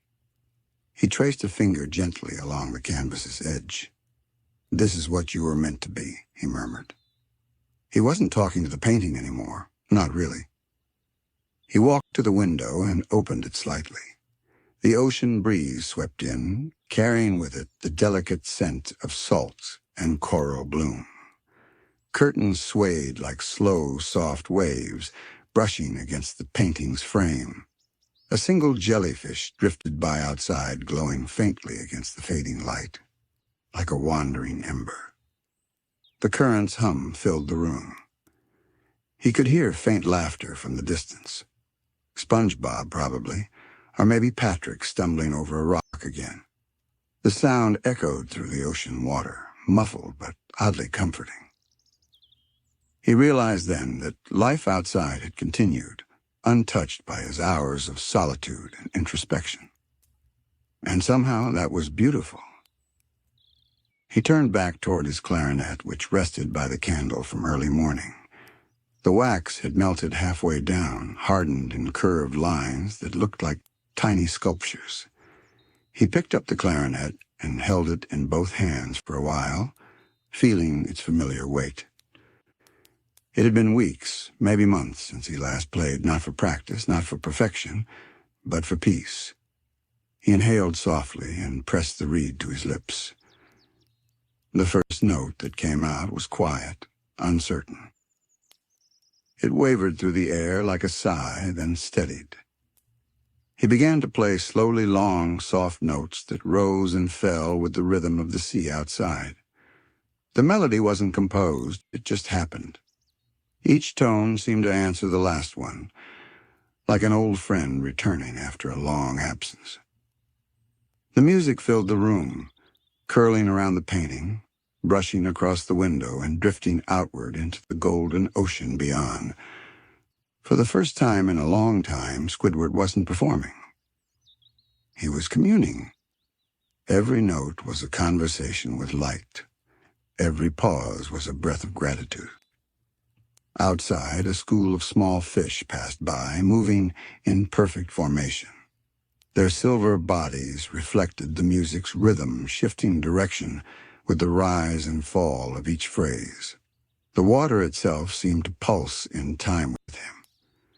And in that moment, he realized something simple but profound. Creation didn't always need to be seen. Sometimes it just needed to be felt. He kept playing, softer now, letting the sound fade gradually until it became indistinguishable from the hum of the current. His eyes remained closed for a long time after the last note had gone, savoring the echo that lingered in the silence. When he finally opened them, the light had dimmed. The candle flickered again, smaller now but steady. Outside, the horizon was blurring into dusky mauve, the slow descent of twilight underwater. He set the clarinet down and whispered, "It's strange how peaceful it is when nothing is expected." He moved back to the canvas. In the fading light, the painting looked different once more. The blues were deeper, the gold almost muted. Yet it had a serenity that the morning's glow hadn't offered. It was no longer just a depiction of the ocean. It had become part of it. Squidward stood there, arms folded, breathing quietly. His eyes softened. He thought about all the years he'd spent chasing recognition, worrying that no one would ever understand his art. He had wanted the world to see beauty the way he did, structured, deliberate, serious. But now he saw that beauty didn't need to be understood. It just needed to be witnessed. He walked to his small bookshelf where several of his old sketchbooks rested in a neat pile. He picked one up and flipped through it, the pages filled with drawings of coral, self-portraits, still lifes, abandoned ideas. Each sketch carried a different version of him, a Squidward who was always trying to prove something. He closed the book and placed it back. Then, with a small exhale, he said quietly, "You did well." It wasn't self-praise. It was closure. He sat down at his desk and wrote something small on a loose scrap of paper. "Art is not what I make. It's what I allow to exist." He folded the note and tucked it into the corner of his painting's frame. The last light of the day began to fade entirely. The golden hues turned to soft violet. The world outside slowed, the ocean currents gentler now, as if the sea itself was falling asleep. Squidward lit the candle once more. The flame wavered, reflecting faintly in his eyes. He sat back in his chair and watched the painting one last time, his tentacles resting on the armrests, his posture relaxed. There was no rush, no expectation, just presence. The gentle light painted his features in orange and pink tones, soft and forgiving. His gaze softened further, and he whispered something under his breath. "Maybe this is what I was always trying to paint." He smiled quietly, and for the first time the smile stayed. The light outside faded until it was barely there, a soft trace of warmth dissolving into the deep blue quiet of night. The ocean beyond the window now shimmered with the faintest bioluminescent trails, like ink swirling through a vast pool of glass. The day was ending, but its echo still lived in the room, in the warmth on the floorboards, in the faint scent of salt air, in the still pulse of Squidward's heart. He sat still for a long while, not painting, not thinking, just being. The candlelight wavered gently, bending in rhythm with the soft ocean current that passed through the open window. Each flicker cast new shadows across the room, reshaping the world moment by moment. The painting on the easel looked different again, now half illuminated, half hidden, as though the day and night were conversing silently within it. Outside, the last few jellyfish drifted past, their faint glow reflecting against his walls. They pulsed in slow, hypnotic rhythm, each movement so delicate it could have been mistaken for breathing. Squidward watched them float, his eyes half closed. There was something eternal about that slow movement, as if the ocean was trying to remind him that nothing ever truly ends. Everything simply changes form. He rose from his chair and walked to the window, resting both hands on the sill. The water outside was cool and dark, yet full of color, tiny lights dancing in the distance, like the stars above mirrored below. His reflection merged with the ocean's depths, his outline dissolving softly into the moving blue. He whispered to the reflection, "So this is peace." The words didn't echo. They dissolved into the water like a sigh. From somewhere distant, the muffled laughter of SpongeBob and Patrick could be heard again, faint, joyful, familiar. They were probably watching the stars, talking nonsense, or chasing bubbles in the twilight. Normally that sound would have pierced his calm, but tonight it blended seamlessly with it. He smiled faintly. They don't even realize how much light they bring, he thought. The world outside was alive, but quiet, the kind of quiet that isn't absence, but fullness. The stillness after the song. He turned back toward his painting one last time. It stood there, perfectly balanced between light and shadow. The golden strokes from earlier were dim now, yet they glowed faintly under the candlelight, enough to give the illusion of sunrise within the painting, even though night had fallen beyond it. He approached it slowly, each step echoing lightly against the floor. His hand reached toward the surface, not to touch, but to hover just above it. He could almost feel the energy of the day still radiating from the dried paint. Every movement, every brushstroke, every sigh from that morning still lived here. He closed his eyes. The memories replayed silently. The lavender dawn, the first hesitant stroke of blue, the way the light had changed through each hour. He could almost hear the faint sound of the brush sliding over the canvas again, the distant hum of the ocean's breath.